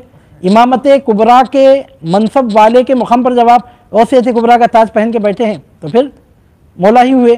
तो सरकार गौसे पाक की गौसियत कुबरा जब साबित हो गई तो आपकी मौलायत भी खुद ब खुद उससे साबित हो गई। अगर अली नबी जिसके मौला हैं, अली उसके मौला हैं, इसका मतलब ये निकलता है कि अली जिसके मौला हैं, सन 5वीं हिजरी से सरकार गौसे पाक भी उसके मौला हैं, क्योंकि उसी मुकाम पे आप जलवा फरमा है। तो फरमाते हैं कि लफ्ज़ इतलाक़ लफ्ज़ मौला का खुदा और रसूल और अली व महबूब पर बराबर सही होता है, क्योंकि मौला के मानी लुग़त में बहुत हैं। चुनाचे साबिखन शेर दुवम की शरह में कुछ उससे मज़कूर हुआ है, लेकिन मकसूद इस शेर का इस मकाम में सिवाय उसके है, यानी मौला के 3 माना हो सकते हैं। साहिब किताब फरमाते हैं मौला का जो लफ्ज़ सरकार गौसे पाक ने क्या मतलब हो सकता है उसका, तो फरमाते हैं कि एक एतबार से अगर देखा जाए तो लफ्ज़ मौला के 3 माना हो सकते हैं। क्या क्या हैं, तो फरमाते हैं एक हक़ ताला है कि उसकी कुदरत कामिला और सिफ़ात आलिया से जो युही व युमीत है मुर्दे ज़िंदा होते हैं। दूसरा, मौला से मुराद रसूलुल्लाह सल्लल्लाहु अलैहि वसल्लम और अली मुर्तज़ा करमल्लाहु वजहहु हो सकते हैं। चुनाचे हदीस मन कुन्तु मौलाहु फ़अलियुन मौला से ज़ाहिर है। अब क्या समझ रहे हैं, अगर कोई पूछे कि क़सीदा क़ादरिया में रसूलुल्लाह सल्लल्लाहु अलैहि वसल्लम की नात तो है, अल्लाह ताला की कुदरत का इज़हार तो है, इमाम हसन मुज्तबा अलैहिस्सलाम की अज़मत का इज़हार तो मिलता है, गौसियत कुबरा के मकाम का तो डंका बजा के ऐलान किया गया है, क्या हज़रत मौला कायनात करमल्लाहु वजहुल करीम का भी क़सीदा क़ादरिया में ज़िक्र है? कैसे नहीं होगा, जिनके मकाम जिनकी कुर्सी पे आगे बैठे उनका ज़िक्र अगर नहीं करेंगे तो फिर बात मुकम्मल कैसे होगी? जिसकी कुर्सी पर आपको बिठाया गया है उसकी बात कैसे? हम जैसे नाहिल लोगों को भी अगर किसी का मुकाम मर्तबा मिल गया तो हम सर झुकाकर उनकी अज़मत को तस्लीम करते हैं, और यहाँ औलिया की इमामत की कुर्सी मौला कायनात की सरकार गौसे पाक रज़ी अल्लाह तआला को मिल रही है, कैसे हो सकता है कि आप उसका इज़हार ना फरमाएँ? चुनांचे अगर कोई पूछे कि हज़रत मौला कायनात का जिक्र क़सीदा क़ादरिया में है क्या, तो आप ये शेर पढ़ें, लक़ाम बिक़ुदरतिल मौला ताली, और आप गौर कीजिए कैसे स्ट्रॉन्ग मकाम पर ला रहे हैं वो लफ्ज़ जहाँ सबसे बड़ी करामत ज़ाहिर हो रही है, मुर्दे को ज़िंदा कर देने की करामत, उस मकाम पर हज़रत मौला कायनात के फैज़ान का तज़किरा किया जा रहा है। यानी औलिया को विलायतों की सनद दरे अलीउल मुर्तज़ा से मिलती है, और इहयाए मौता की करामत हो कि कोई करामत वो फैज़ान रिसालत बवासिते फैज़ान हैदरी नसीब होता है। और हमारे सरकार गौसे पाक रज़ी अल्लाह तआला ने अपनी किताब सिर्रुल असरार में ये बात वाज़ेह तौर पर बयान फरमाई है कि हुज़ूर नबी करीम सल्लल्लाहु अलैहि वसल्लम का फैज़ान जो आरिफीन को नसीब होता है सिर्फ़ और सिर्फ मौला अली मुर्तज़ा करमल्लाहु वजहुल करीम के वसीले से नसीब होता है। सिर्रुल असरार में सरकार उनके दूसरे अशार को से मिलाकर देखा जाए, कुरान की तफसीर में भी सबसे अफजल तफसीर वो है तफसीरुल कुरान बिल कुरान। हदीस को हदीस से जोड़ते हैं तो पता चलता है क़सीदा क़ादरिया जिसकी शायरी है, सिर्रुल असरार भी उसी की तसनीफ़ है। आप दोनों को जोड़ के देखिए, उस मकाम पे खुद हुज़ूर गौसे पाक रज़ी अल्लाह तआला अन्हु फरमाते हैं, बल्कि आपने आरिफ का डेफिनेशन ही ये पेश किया है कि जिसको रिसालत में आप सल्लल्लाहु अलैहि वसल्लम का फैज़ान मौला अलीउल मुर्तज़ा करमल्लाहु वजहुल करीम की विसातत से नसीब होता है। सिर्रुल असरार में सरकार गौसे पाक रज़ी अल्लाह तआला ने इस हकीकत को बयान फरमाया, और मौला कायनात का तज़किरा भी लाया। तो कौन से शेर में लाया? जहाँ इहयाए अमवात की करामत के इज़हार की बात हो रही है वहाँ पर। और एक एतबार से देखा जाए तो सेंटर बनता है क़सीदा क़ादरिया का, दरमियानी हिस्सा है शेर। उस मकाम पर लाकर वो आप बता रहे हैं कि विलायत की पूरी चक्की जिसके घर के अतराफ घूमती है वो घर अली का घर है, फ़ातिमतुज़ ज़हरा का घर है। विलायत की पूरी चक्की इसी घर के अतराफ घूमती है। विलायत बोलते किसको हैं? इस घर की खैरात का नाम विलायत है, इस घर की भीख को विलायत कहते हैं। सुनाते क़सीदा क़ादरिया के ऐन सेंटर पॉइंट में एक ऐसा लफ्ज़ आप ला रहे हैं जो अहादीस मुबारका से हज़रत मौला कायनात करमल्लाहु वजहुल करीम के लिए साबित है। और शायर जब शायरी करता है तो एक एक लफ्ज़ के कई माना निकलते हैं। और ये शायरी किसकी शायरी है? जिनकी हर अदा करामत है। तसनीफ़ के फ़न में आ जाएँ तो उनकी तसनीफ़ करामत, खिताबत के फ़न में उतर जाएँ, पैगम्बरों के बाद ऐसा ख़तीब रुए ज़मीन पर नज़र ना आए। पीरी मुरीदी के मैदान में क़दम रख दें तो कोई मुरीद कलिमा पढ़े बगैर, तौबा करे बगैर मर ना सके। अज़ीज़ान मोहतरम, ये उनकी शायरी की बात यहाँ पे की जा रही है, बात यहाँ पर उनकी शायरी की जा रही है। तो सरकार गौसे पाक रज़ी अल्लाह तआला के एक एक लफ्ज़ में कितने कितने माना पिना होंगे, अब उसको सोचने वाले सोचें। और शायरी का कमाल क्या होता है, बात को जितनी डबल मीनिंग बनाकर आप बात को पेश करेंगे उतना शेर ऊपर उठता है वो फ़न बलागत के एतबार से। और सरकार गौसे पाक रज़ी अल्लाह तआला की बलागत के क्या कहने। अज़ीज़ान मोहतरम, आपको मालूम है अरबी ज़बान को बरतने का जो अरबों में अंदाज़ है, जो मिजाज है, एक एक इलाके की एक एक पहचान है अरबी ज़बान की। एक एक इलाका होता है ना, मसर है तो वहाँ की एक पहचान है, शाम है तो वहाँ की एक पहचान है, हिजाज़ मुक़द्दस की तो ज़बान में कुरान मजीद नाजिल हुआ, यमन है तो वहाँ की एक पहचान है। इराक़ की पहचान क्या है आपको मालूम? अरबी में अरबी ज़बान को जो इराक़ के लोग बरतते हैं, बगदाद शरीफ उसके अतराफ़ के लोग, अरबी में अहले इराक़ की पहचान क्या है आपको मालूम? ये लोग गरीब से गरीब अल्फाज ज़्यादा से ज़्यादा इस्तेमाल करते हैं। एक एक लफ्ज़ के कई माने आते हैं, और जिसमें गराबत होती है, यानी जो लफ्ज़ सुनकर आदमी को फ़ौरन समझ ना सके, खूब तहक़ीक़ के बाद समझ में आए, वो लफ्ज़ जितनी तहक़ीक़ करें उतना खुले। ये इराक़ की अरबी की पहचान है। गरीब अल्फाज को लोग इस्तेमाल करते हैं, वो इलाक़े की पहचान है। और हमारे सरकार गौसे पाक रज़ी अल्लाह तआला ने इल्म जो हासिल फरमाया बगदाद शरीफ की सरजमीन पर, और फिर आपका मैदानी अमल बनकर क़यामत तक के लिए मरकज़ विलायत भी अगर बना तो फिर बगदाद शरीफ। अज़ीज़ान मोहतरम, और वहाँ की अरबी की पहचान क्या है आपको मालूम कि गरीब अल्फाज को ज़्यादा से ज़्यादा इस्तेमाल करना। एक बात को आसान, आप जिसके बारे में गौर करके समझना पड़े, डिक्शनरियों को रेफ़र करना पड़े, जिसको सोचना पड़े, अल्फाज को अल्फाज से मिलाना पड़े, ये मिजाज, ये पहचान कहाँ की अरबी का है? इराक़ की अरबी का। और सरकार गौसे पाक रज़ी अल्लाह ताला अन्हु जो अरबी बरतते हैं, जाहिर सी बात है कि अल्लाह ताला कुरान मजीद में क्या फरमा रहा, वमा अरसलना मिन रसूलिन इल्ला बिलिसानी कौमिही, हम जिस पैगम्बर को भी भेजते हैं उस इलाके के उस कौम की ज़बान बोलता हुआ भेजते हैं। वमा अरसलना मिन रसूलिन इल्ला बिलिसानी कौमिही, हर पैगम्बर अपनी कौम की ज़बान बोलता हुआ आता है जिस इलाके में वो रहता है। और हमारे सरकार गौसे पाक के अमल का जो अमलगाह जो बनी, आपके अमल का जो मैदान बना, वो सरज़मीन बगदाद मुक़द्दस की सरज़मीन है। और वहाँ की ज़बान में जाहिर सी बात है कि वहाँ के जो अंदाज़ हैं वही तो आपके कलाम में पाए जाएंगे। उस एतबार से अगर देखा जाए तो चूँकि अहले इराक़ की अरबी है, तो यहाँ तो जितने माने निकल सकते हैं पूरे माना निकाले जाएँ, उनकी अरबी को बरतने का उनका अंदाज़ ही यही, पहचान ही है। ये मैं सिर्फ सरकार गौसे पाक रज़ी अल्लाह ताला के बारे में नहीं बोल रहा हूँ।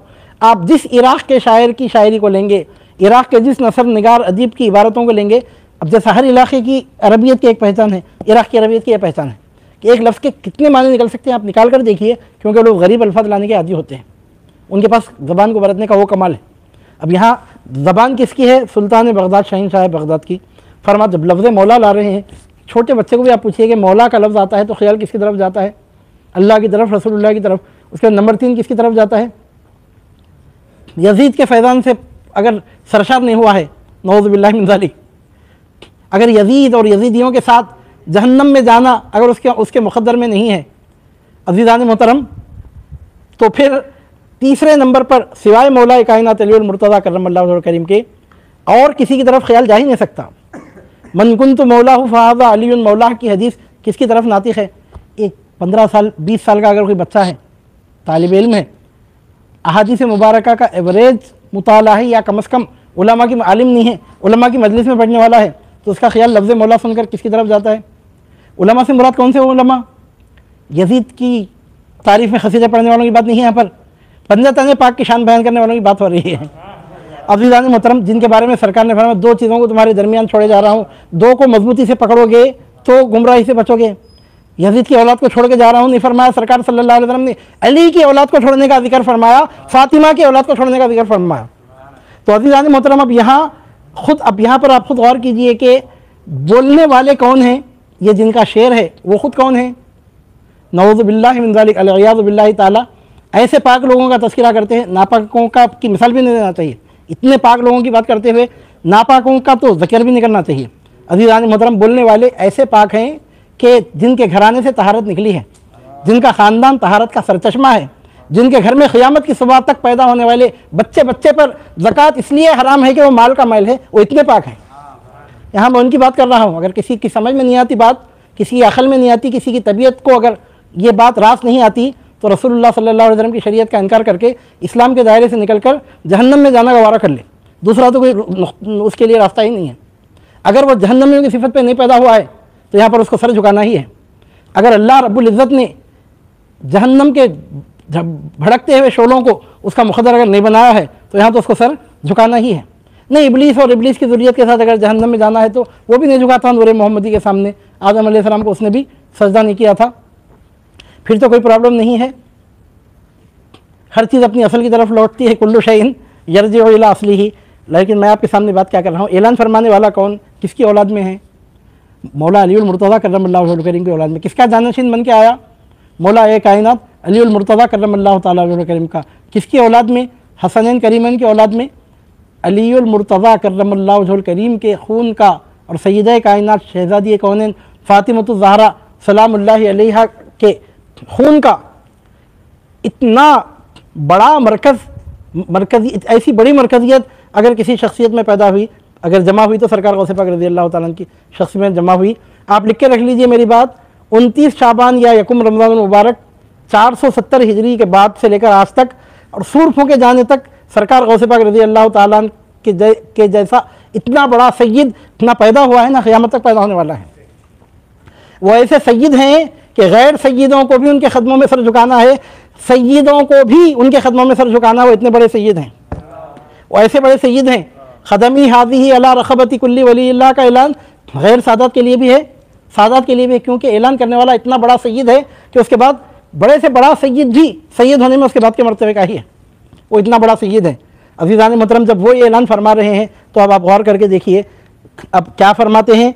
तो साहिब किताब फरमाते हैं कि लाकिन मकसूद इस शेर का इस मकाम में सिवाय इसके है, यानी मौला के 3 माना हो सकते हैं। एक हक़ ताला की खुद हक़ ताला, पहली मुराद क्या है लफ्ज़ मौला की, एक हक़ ताला कि उसकी कुदरत कामिला और सिफ़त आलिया से जो युही व युमीत है मुर्दे ज़िंदा होते हैं।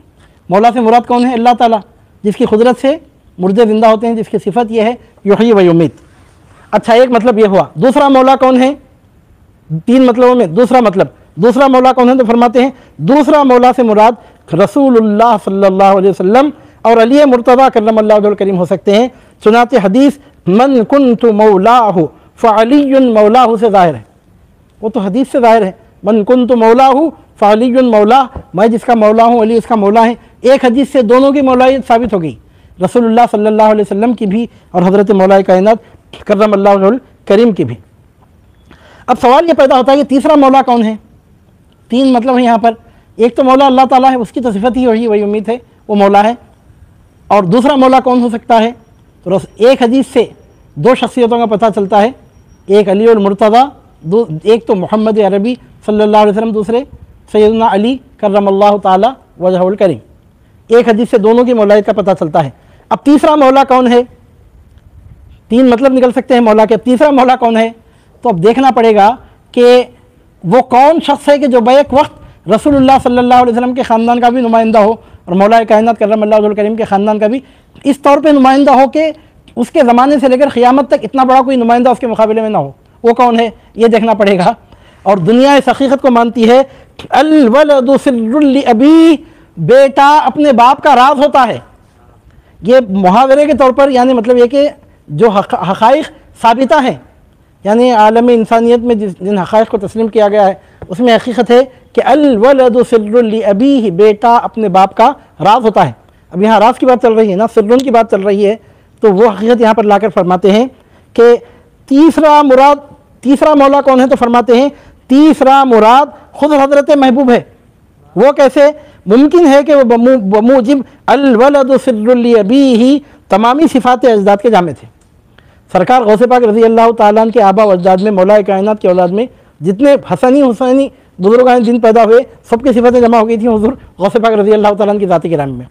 और अल वलदु सिर्रुल लि अबीही के हवाले से अगर देखा जाए तो हसनैन करीमैन की पूरी औलाद के पूरे औसाफ, मौला कायनात अली मुर्तज़ा करमल्लाहु वजहुल करीम की पूरी औलाद के पूरे औसाफ आबा व अजदाद के पूरे जवाहिर आलिया से मुरस्सा होकर, जिस तरह रसूलुल्लाह की शान में पूरे पैगम्बरों की सिफ़तें जमा हो गई थी, उस तरह पूरे 12 इमामों की सिफ़तें जिस एक ज़ात में जमा हो गई थी।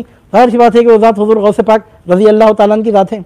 तभी तो ऐलान हुआ हाज़ा वजूद जद्दी ला वजूद अब्दुल क़ादिर। ये ऐलान पहले के इमामों ने नहीं किया ना, क्योंकि सिफ़ात फैले हुए थे। जब सिफ़ात जमा हो गए तो वजूद मोहम्मदियत की इज़हार का ऐलान हो गया। चुनांचे फरमाते हैं कि तीसरा मौला कौन है? तो मौला की जो औलाद है उसको देखो कि मौला की औलाद के पूरे औसाफ जिसमें जमा हो जाए वही सबसे बड़ा मौला है, तीसरा मौला। 2 मौलाओं के बाद यानी 3 मौला हो गए, खुदा मौला, नबी मौला, अली मौला। मरतबे उला में खुदा मौला, मरतबे सानिया में नबी मौला, अली मौला, दोनों एक मतलब एक हदीस से दोनों की मौलायत का सबूत है। तीसरा मौला कौन है? तो फरमाते हैं तीसरा मुराद खुद हज़रत महबूब है। मुमकिन है कि वो बमूजिब अल वलदु सिर्रुल लि अबीही तमामी सिफ़ात अजदाद के जामे थे और मुर्दों को ज़िंदा यही फरमाया है। इसी लिहाज से इस शेर में लफ्ज़ मौला का ज़ू माना और लफ्ज़ मैतुन का और लफ्ज़ मैत का मुतलक़ फरमाया, क्योंकि मैत लुग़त में ज़िद्द हयात को कहते हैं और वो हयात एक सिफ़त वजूदी है। अहले हक़ अपनी इस्तिलाह में मौत ख्वाहिशात मसानी को कहते हैं। अहले हक़ अपनी इस्तिलाह में मौत ख्वाहिशात नफ़सानी को कहते हैं।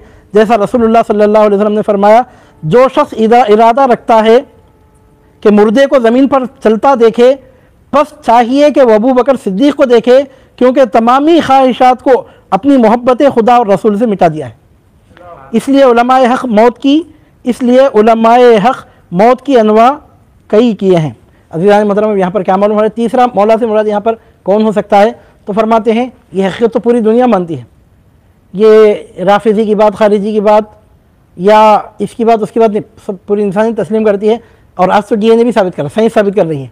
वो लोग तो बोल के मानते थे, साइंस तो प्रैक्टिकल दिखा के साबित कर रहा है। DNA अपना असर रखता है, साइंटिफिकली ये बात प्रूफ हो चुकी है कि नहीं मानता है तो पागल है या जाहिल है, मुतलक है।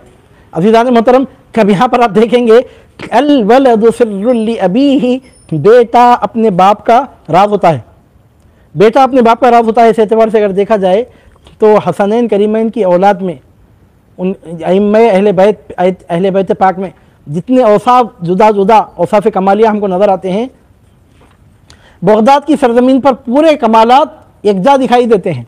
तो इस एतबार से अगर देखा जाए तो हुज़ूर गौसे पाक रज़ी अल्लाह ताला अन्हु मौला है। इसलिए तो आपने फरमाया लिकुल्ली वली लहू ख़दमुन व इन्नी अला ख़दमिन नबी बदरिल कमाली।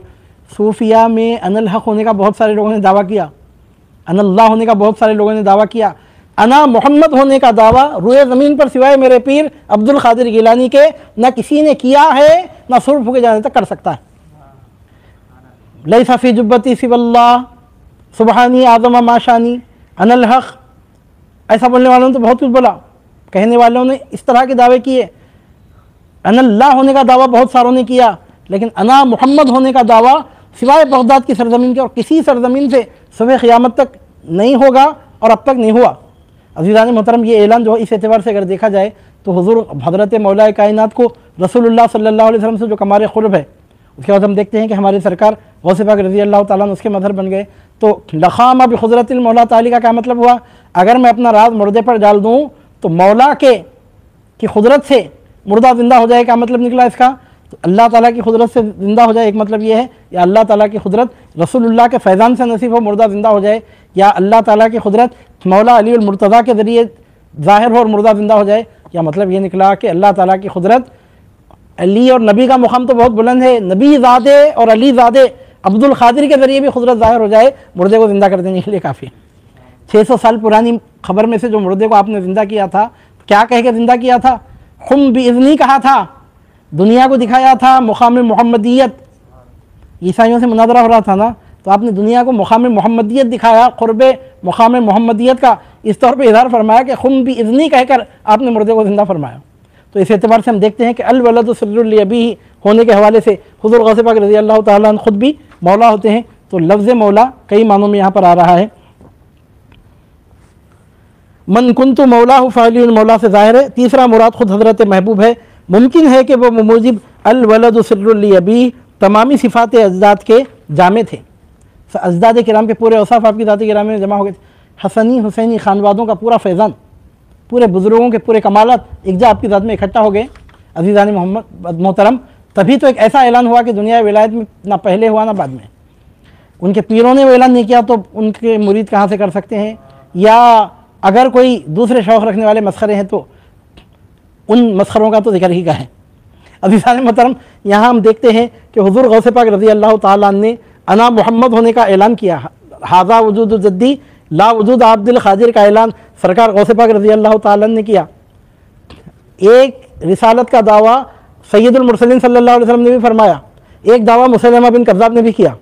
लेकिन रसूलुल्लाह के रिसालत के दावे की सच्चाई वो भी हकीकत है, और मुसैलमा कज़्ज़ाब की जो ज़िल्लत, उसकी जो लानत, उसकी जो बेइज्जती है वो भी अपनी जगह है। तो मोहतरम, वो सच्चा दावा था, झूठा दावा था, वो नबी थे, ये नबूवत का झूठा दावा करने वाला था। तो मैं आपके सामने अर्ज़ कर रहा हूँ, ऐलान कर लेने से कुछ होता नहीं। ऐलान करने को तो सरकार सल्लल्लाहु अलैहि वसल्लम ने फरमाया उस वक्त तक क़यामत बर्पा नहीं होंगी जब तक रोए ज़मीन पर 30 झूठे दज्जाल अपने नबूवत का दावा ना कर दें। नऊज़ु बिल्लाहि मिन ज़ालिक। दावा करने को कोई भी कुछ भी दावा कर लेता है, लेकिन अज़ीज़ान मोहतरम हक़ीक़ी माना में हुज़ूर गौसे पाक रज़ी अल्लाह ताला ने मुक़ाम मोहम्मदियत की मज़हरियत का दावा किया। इस वास्ते शेख अब्दुल हक़ मुहद्दिस दहलवी क़द्दसल्लाहु ताला सिर्रुल अज़ीज़ अपनी किताब अख़बारुल अख़यार में फरमाते हैं, गौसे आज़म दरमियान औलिया चूँ मोहम्मद दरमियान अम्बिया। किसी अक़ीदत की रोह में बहने वाले ख़तीब की यहाँ पर बात नहीं हो रही है, किसी अक़ीदत के जोश में बहकर शायरी करने वाले शायर की बात नहीं हो रही। उस्तादुल असातिज़ा, उस्तादुल मुहद्दिसीन, जितने मदरसे चल रहे हैं ना, पूरे मदरसों को इल्म की सनद देने वाले हज़रत शेख अब्दुल हक़ मुहद्दिस दहलवी मेरे सरकार गौसे पाक रज़ी अल्लाह ताला की बारगाह में अर्ज़ करते हैं, गौसे आज़म दरमियान औलिया चूँ मोहम्मद दरमियान अम्बिया। उस एतबार से अगर देखा जाए तो फिर हुज़ूर गौसे पाक रज़ी अल्लाह ताला अन्हु के मौला होने में क्या शक बाकी रह जाता है। बमूजिब अलवलद सिर्रुल अबीही, तमामी सिफ़ात अजदाद के जामे थे और मुर्दों को ज़िंदा यही फरमाया है। इसी लिहाज से शेर में लफ्ज़ मौला का ज़ू माना और लफ्ज़ मय्यत का मुतलक़ फरमाया। अब देखिए यहाँ पर सरकार गौसे पाक क्या फरमाते हैं, फ़लहु अलख़ैतु सिर्री फ़ौक़ मैतिन लखामा बिखुदरतिल मौला ताली दूसरे मिसरे में है। वो तो डबल मीनिंग है, डबल मीनिंग का कई मीनिंग है, मल्टीपल मीनिंग है उसमें। लेकिन पहले मिसरे में आप क्या फरमाते हैं, फ़लहु अलख़ैतु सिर्री फ़ौक़ मैतिन, उसको मुतलक़ रखा। मैत का जो लफ्ज़ लाया मुतलक़, ये नहीं कि ऐसा मुर्दा हो उसकी ये कैफियत हो कि कुछ भी नहीं, जैसा मुर्दा है लाओ, रास डाल दूँ तो ज़िंदा होकर उठ के ठहर जाएगा। 600 साल पुरानी खबर में से निकले, कहीं से निकले, दिल का मुर्दा हो, दिमाग का मुर्दा हो, इल्म का मुर्दा हो, ईमान का मुर्दा हो, अक़ल का अंधा हो, कुछ भी हो, फरमाते हैं कैसे से कैसा मुर्दा क्यों ना हो। इस वास्ते सूफिया फरमाते हैं काबिल को अता करना ये तो सबको आता है, जो काबिल नहीं है उसमें काबिलियत पैदा करके उसको अता करना ये सिर्फ गौसे पाक का काम है। काबिल को देखकर कोई भी काबिल को देखकर उसको कुछ अता करना ये तो बहुत सारे करने वाले हैं। जहाँ जौहर हैं, कई औलिया के बारे में कि देखते थे लोगों को चुन चुन के निकालते थे, बोलते थे कि तुम्हारी तलाश में था, ऐसा जौहर फिर मुझे नहीं मिला, ऐसे ऐलानात किए। सरकार गौसे पाक ने कभी ज़िंदगी में नहीं फरमाया कि फ़ुला मेरे को मिल गया, ये जौहर मिल गया इस वास्ते में कर दिया। क्या फरमाते हैं, जौहरों की बात नहीं, जिस मुर्दे को ला सकते हो लाओ, मोहम्मद रसूलुल्लाह के फैज़ान से एक सांस उस पर छोड़ दूँ, जिंदा ना हो जाए तो फिर पूछना। ये नहीं फरमाती कि ये मिल गया, वो मिल जाने से अच्छा हो, मेरा पूरा काम इससे पहुँचेगा, मैं क़यामत में उसको पेश करूँगा, इसको पेश करूँगा, कुछ नहीं फरमाते। फरमाते हैं जिस मुर्दे को लाना है मेरे सामने लाओ, रास डालूँ तो अगर उसमें ज़िंदगी के आसान ना पैदा हो जाए तो फिर पूछना। लफ्ज़ मौला को तो आपने मुतलक़न बयान किया अज़ीज़ान मतलब ये कि अल्लाह ताला की तरफ से मुक़र्रर होता है।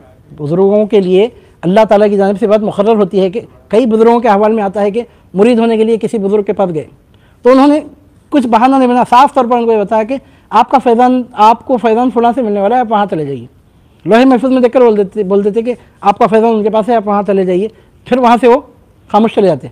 और सरकार गौसे पाक रज़ी अल्लाह ताला की बारगाह में कभी आप नहीं बता सकते कि कोई आपके पास आया और सरकार गौसे पाक ने फरमाया हो कि तुम्हारा फैज़ान फ़ुलां के पास है, इनके पास है, उनके पास है। अज़ीज़ान मोहतरम, जितने फैज़ान बांटने वाले हैं ना वो भी अगर आ जाएँ तो उनके लिए भी फैज़ान की कमी नहीं है यहाँ पर। और दूसरी बात क्या है, ऐसा कोई भूल भटक कर आने वाला यहाँ ही नहीं सकता, ऐसा झकलम ठुकली में पहुँचने वाले यहाँ पहुँच ही नहीं सकते। ये मामला ऐसा मामला है। सुनाते हुज़ूर गौसे पाक रज़ी अल्लाह ताला ने मैतुन का जो लफ्ज़ यहाँ पर लाया उसको मुतलक़ रखा। ये नहीं फरमाया कभी कि अरे मुझे अब्दुल रज़्ज़ाक़ के जैसा बेटा मिल गया, मेरा काम आगे बढ़ गया, वरना मेरा काम ऐसा जौहर मुझे कहाँ से मिलता। ये नहीं फरमाते कि अब्दुल वहाब मिल गए, अब्दुल जब्बार मिल गए, फ़ुलां खलीफा मिल गए, ये मिल जाने से मेरा सिलसिला बच गया, उनके मिल जाने से मेरी बात रह गई, क़यामत में इनको लेकर पेश करूँगा उनको। किसी को पेश नहीं करेंगे, पूरे आपके ग़ुलाम आपका नाम पेश करेंगे क़यामत के मैदान में। तो लफ्ज़ मय्यत को आपने मुतलक़ रखा, मतलब ये कि वो भी एक शान है, उससे किसी की शान में कमी नहीं होती। जिसका जो मुक़ाम है, हर गुलेरा रंगो बुए दीगरस, अपनी अपनी शान है, उसका इज़हार होता है अपने तौर पर। कहीं पीर की शान ज़ाहिर होती है, कहीं मुरीद की शान ज़ाहिर। कभी सरकार गौसे पाक ने किसी के बारे में नहीं कहा कि मैं तुम्हारे इंतज़ार में था, वो तुम ही हो जिससे मेरा काम आगे बढ़ने वाला है। ज़रूरत ही नहीं थी आपको कि कोई आपके बारगाह में आए, जो आपके जिस पर आप नज़र डाल दें उसको इस काबिल बना देते हैं कि उससे जो काम लेना चाहें आप वो काम लें। इस वास्ते फरमाते हैं लफ्ज़ मय्यत को आपने मुतलक़ रखा, मतलब क्या, जिस्म का मुर्दा नहीं है, मुर्दा दिल भी अगर आए उसको आप जिंदा कर सकते हैं। चोर चोरी करने के लिए आए तो अब्दालियत का ताज उसके सर पे सजा के भेज सकते हैं, ये वो दरवाज़ा है। अज़ीज़ान मोहतरम, तो आप ये नहीं फरमाते सैयदना खिज़र अलैहिस्सलाम एक मरतबा हाज़िर होकर अर्ज़ गुज़ार हुए कि सरकार फ़ुलां मुक़ाम के अब्दाल का इंतकाल हो गया, अब उनकी जगह किसको मुक़र्रर किया जाए। तो हुज़ूर गौसे पाक रज़ी अल्लाह ताला ने फरमाया किसी को मुक़र्रर करने की ज़रूरत नहीं, होना क्या चाहिए, नीचे से ऊपर प्रमोशन होता उसमें। तो अब मतलब ये कि अब्दाल के नीचे के जो तबक़े के औलिया हैं उनमें से किसको लिया जाए, यह सवाल था हज़रत खिज़र अलैहिस्सलाम का। इनमें कई होते हैं ना, उनमें से एक को लेना होता वो मुक़ाम पर। अब इतने सारे लोगों में किसको सेलेक्ट किया जाए, ये पूछने के लिए हज़रत खिज़र अलैहिस्सलाम हाज़िर हुए। तो हुज़ूर गौसे पाक रज़ी अल्लाह ताला ने फरमाया किसी को प्रमोशन नहीं दिया जाएगा इस मरतबा। क्यों, इसलिए कि हमारे घर में एक मेहमान आए हुए हैं, आज हम उनको क़ायम करेंगे मुक़ाम अब्दालियत पर। एक हमारे घर में एक मेहमान आया हुआ है, वो मेहमान कौन था, चोर आया था चोरी करने के लिए। ऐसा घर आपको दुनिया में नज़र नहीं आएगा, ऐसा दरवाज़ा कि चोर गुनाह कबीरा करने चोरी करने के लिए आए, दूसरे घरों में चोरी करता है तो हाथ कटते हैं, और यहाँ चोरी करने के लिए आने वाले को उसका हाथ नहीं काटा गया, उसके सर पर विलायत का ताज सजाया गया। हुज़ूर गौसे पाक रज़ी अल्लाह ताला ने फरमाया कि हमारे घर एक मेहमान आए हुए हैं, इस मकाम पे तो आज हम उनको फाइज करेंगे। वहाँ मेहमान का यह हाल था चोर का कि सामान पूरा जमा करके निकलना चाहता था कि अंधा हो गया था बेचारा, रास्ता नहीं मिल रहा था। खिज़र अलैहिस्सलाम गए, दरवाज़ा खोला, जाकर चोर का हाथ पकड़ लिया। चोर सटपटा के रह गया, समझा कि अब तो पकड़ा गया। इस्लामी सल्तनत से तो हाथ कटते हैं चोर के, वो समझ रहा था कि हाथ कटेंगे। उसको ये नहीं मालूम था कि घर फातिमतुज़ ज़हरा का घर है, यहाँ किसी के हाथ पैर नहीं कटते, सरों पर विलायतों के ताज सजाए जाते हैं। खिज़र अलैहिस्सलाम गए, हाथ पकड़ कर लाए। अगर कोई यजीद की औलाद में होता, उसके घर में चोर चोरी करता, उसके हाथ कटते थे। अगर यजीद की औलाद के घर में जाता ना, हाथ कटने का दिन था उसका। फातिमतुज़ ज़हरा के घर में आया था, अज़ीज़ान मोहतरम, हाथ नहीं काटा गया, सर पर विलायत का ताज पहनाया गया। हज़रत खिज़र अलैहिस्सलाम गए, उसकी आंखें चली गई थी। चोर ने चोरी का सामान इकट्ठा कर लिया, अंधा हो गया, टटोल रहा था कहाँ से निकलूँ। खिज़र अलैहिस्सलाम आकर अर्ज़ करते हैं कि फ़लाँ मुक़ाम के अब्दाल का इंतकाल हो गया, किसको उस मुक़ाम पे फाइज़ किया जाए। हुज़ूर गौसे पाक फरमाते, हमारे घर आज एक मेहमान आया हुआ है, आज तो हम उसको फाइज़ करेंगे उस मुक़ाम पर। जाइए, वहाँ मेहमान आपको नज़र आएगा।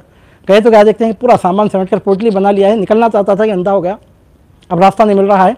खिज़र अलैहिस्सलाम जाकर हाथ पकड़ लिए तो समझा कि अब तो हाथ कट गया मेरा। लेकिन अज़ीज़ान मोहतरम, वो हाथ कटने का दिन नहीं था। हाथ पकड़ने वाला कौन था? खिज़र अलैहिस्सलाम। हाथ पकड़कर हुज़ूर गौसे पाक रज़ी अल्लाह तआला की खिदमत में ले आए। अब सरकार गौसे पाक ने जो खैरात अता फरमाई, अज़ीज़ान मोहतरम, अल्लाह की कसम खा के कहता हूँ, इतनी बड़ी खैरात फातिमतुज़ ज़हरा के घर के सिवा और किसी के घर से मिल नहीं सकती। जिसको पहली खैरात आपने उसको ये अता फरमाई कि उसके अंधेपन को दूर करके आँखों में बसरत अता फरमा दी। दूसरी खैरात उसको ये फरमाई, ऐसी तवज्जो डाली कि उसके दिल में खशियत इलाह पैदा हुई और सच्ची तौबा उसने कर ली। तीसरी खैरात उसको ये अता फरमाई कि कोई हीरा कोई जवाहर नहीं दिया, अब्दालों की मतलब ये कि मकाम अब्दालियत का ताज उसके सर पर सजाकर औलिया की इंतहाई आला तरीन कैटेगरी में उसको शामिल फरमा दिया। एक मजलिस में आपने 3 खैरातें उसको अता फरमा दी। अज़ीज़ान मोहतरम, आप अंदाज़ा लगाइए। चुनाचे हुज़ूर गौसे पाक रज़ी अल्लाह तआला ने मय्यत के लफ्ज़ को यहाँ पर क्या रखा? मुतलक़ रखा। आपने कभी नहीं फरमाया कि मेरा काम इनसे निकलेगा, उनसे मेरा काम आगे बढ़ेगा, ये मिले तो मेरा काम है, अगर ये नहीं होते तो मेरा काम कौन आगे बढ़ाता। ये मिल गए, अच्छा हुआ, क़यामत के दिन मैं इनको पेश करूँगा, इनके ज़रिए मेरा। आप ये नहीं फरमाते, आप फरमाते हैं जिसको आना है आ जाए, जो बनाना चाहूँ ना बनाऊँ तो फिर मुझसे पूछना, चोर चोरी करने आ जाए, अब्दाल ना बना दूँ तो फिर पूछना। अज़ीज़ान मोहतरम, इसलिए फरमाते हैं, साहिब किताब फरमाते हैं, लफ्ज़ मय्यत का मुतलक़ आपने यहाँ पर जिक्र इस वास्ते, इससे क्या फरमाते हैं सूफियाए अहले इस्लाम फरमाते हैं, काबिल को देखकर अता करना ये तो किसी का भी काम हो सकता है।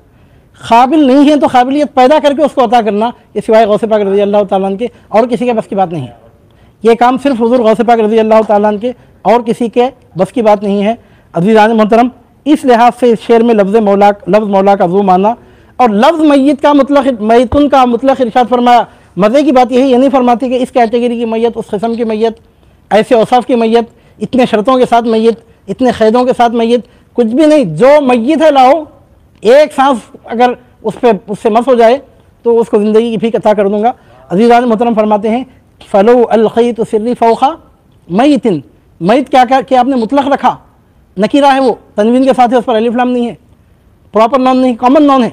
जो भी मैयत, जो भी मुर्दा, जो भी आने वाला हो आए उसको मैं ज़िंदा कर दूँगा। उसको आपने नकीरा इस्तेमाल फरमाया तनवीन के साथ, उसको आपने क्या किया, उमूम अता फरमा दिया। जो मुर्दा आता है आए। अल मैत ने कहा, फुल अल मैत अगर आप बोल देते तो पर्टिकुलर किस्म की मैयत, तो मतलब क्या निकला इसका, जान गई है इस एतबार से मुर्दा है तो वो भी आ जाए, अगर हिदायत ख़त्म हो गई ऐसा मुर्दा है तो वो भी आ जाए, सआदत ख़त्म हो गई ऐसा मुर्दा है वो भी आ जाए। मगर कमाल की बात यह है कि इस दरवाजे से पहले वो आए। अब अगर इसका जहन्नम में जाना तय है रब्बुल आलमीन की बारगाह में, उस दरवाजे तक आ ही नहीं सकता, दावे कर लेते फिरता है बाहर, गुलाम अहमद क़ादियानी की तरह। तो अज़ीज़ान मोहतरम, यहाँ सरकार गौसे पाक रज़ी अल्लाह तआला ने लफ्ज़ मैत का मुतलक़ इरशाद फरमाया। फरमाते हैं क्योंकि मैतुन लुग़त में ज़िद्द हयात को कहते हैं। अरबी में मतलब लफ्ज़ी माना के एतबार से देखा जाए तो मैत किसको कहते हैं? जो हयात के ऑपोजिट हो, ज़िंदगी के ऑपोजिट हो, जो लाइफ के ऑपोजिट हो।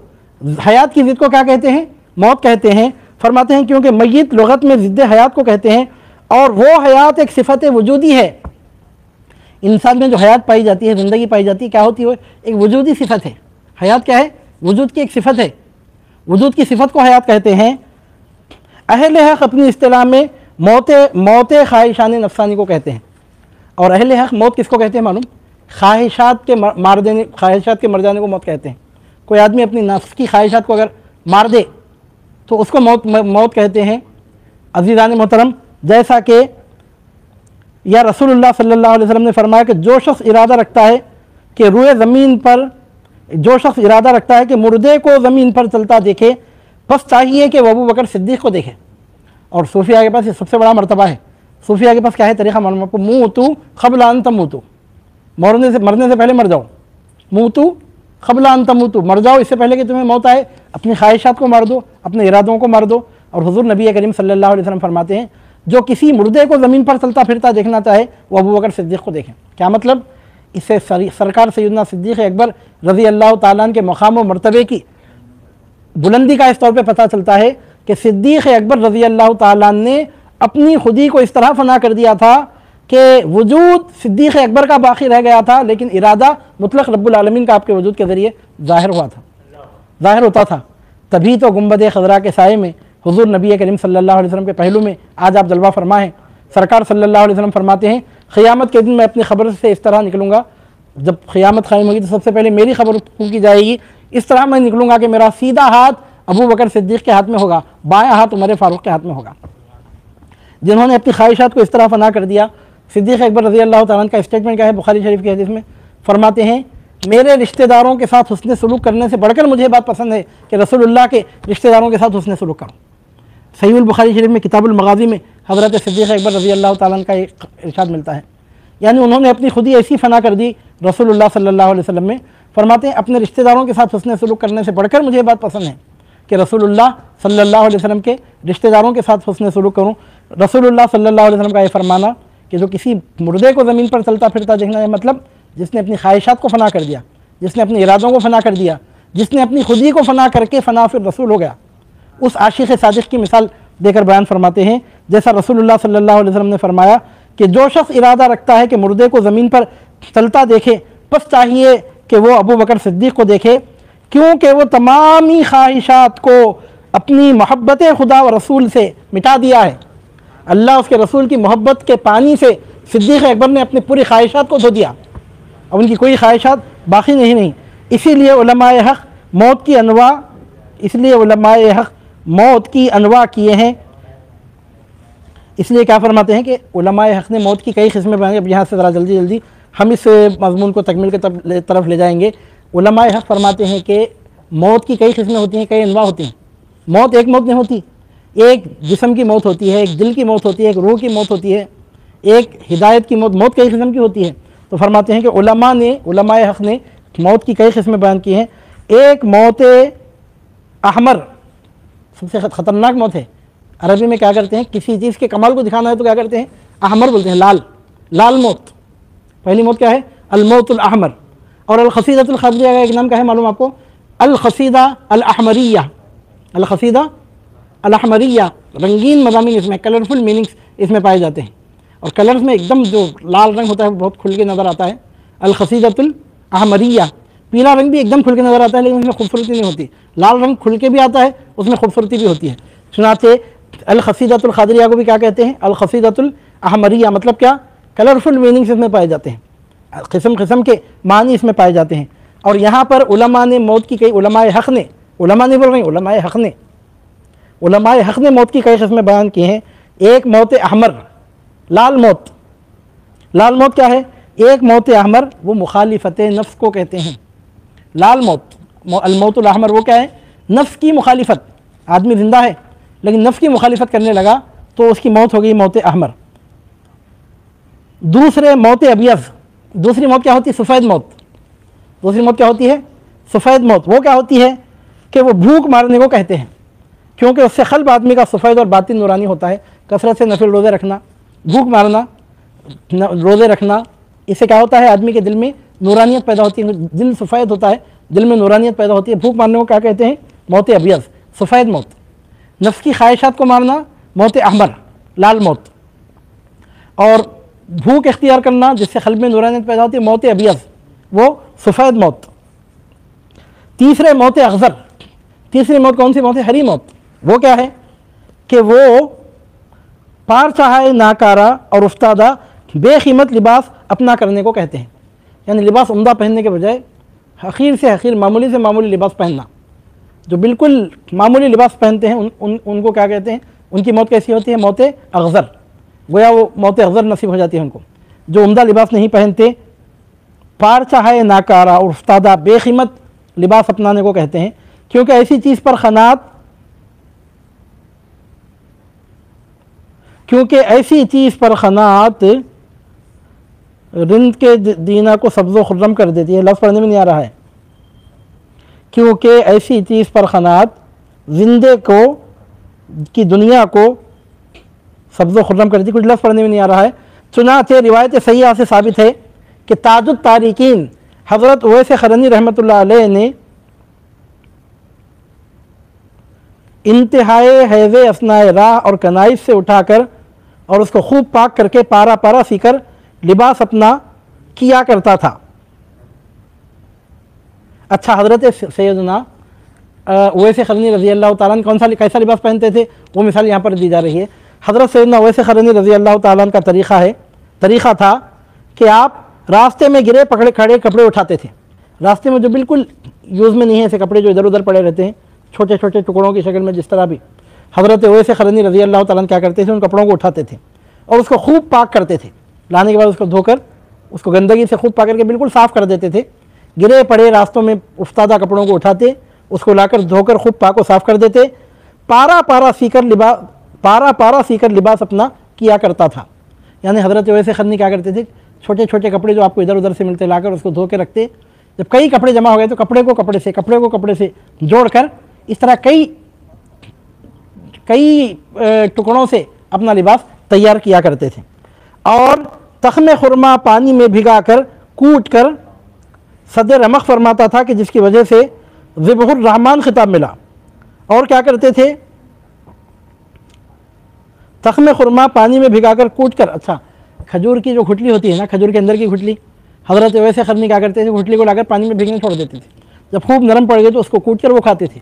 यानी इतनी मामूली ग़िज़ा कि जो दूसरे लोग फेंक देते हैं गुठलियाँ, उसको आप पानी में भिगाकर कूट कर खाते थे। दूसरे लोग कपड़े फेंक देते, उसको लाकर खूब साफ़ पाक धोकर कपड़े से कपड़े को जोड़कर लिबास बयान करते थे। खाने के लिए खजूर की गुठलियों को पानी में डुबाकर कूट कर खाया करते थे। इस वास्ते आपका लक़ब हुआ ज़िबहुर रहमान, अल्लाह के लिए जो ज़िबा हो गए, अल्लाह की रज़ा के लिए जो ज़िबा हो गए, ज़िबहुर रहमान का खिताब मिला। और रसूलुल्लाह सल्लल्लाहु अलैहि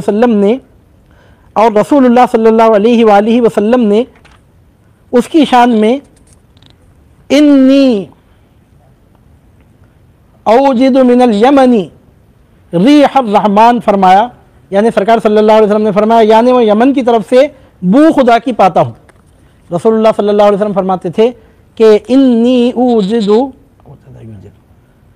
मिनल यमनी रिहर रहमान, मैं यमन की जानिब से रहमान की खुशबू पाता हूँ।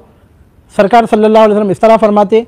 और बवासिते उमर और अली रज़ी अल्लाह अन्हुमा के मुरक़्क़े मुबारका हदिया भिजवा कर वसीयत फरमाया कि मुरक़्क़े ख़ास ज़ेब जिस्म करे और गुनाहगारान उम्मत के लिए दुआए मग़फ़िरत फरमा दे।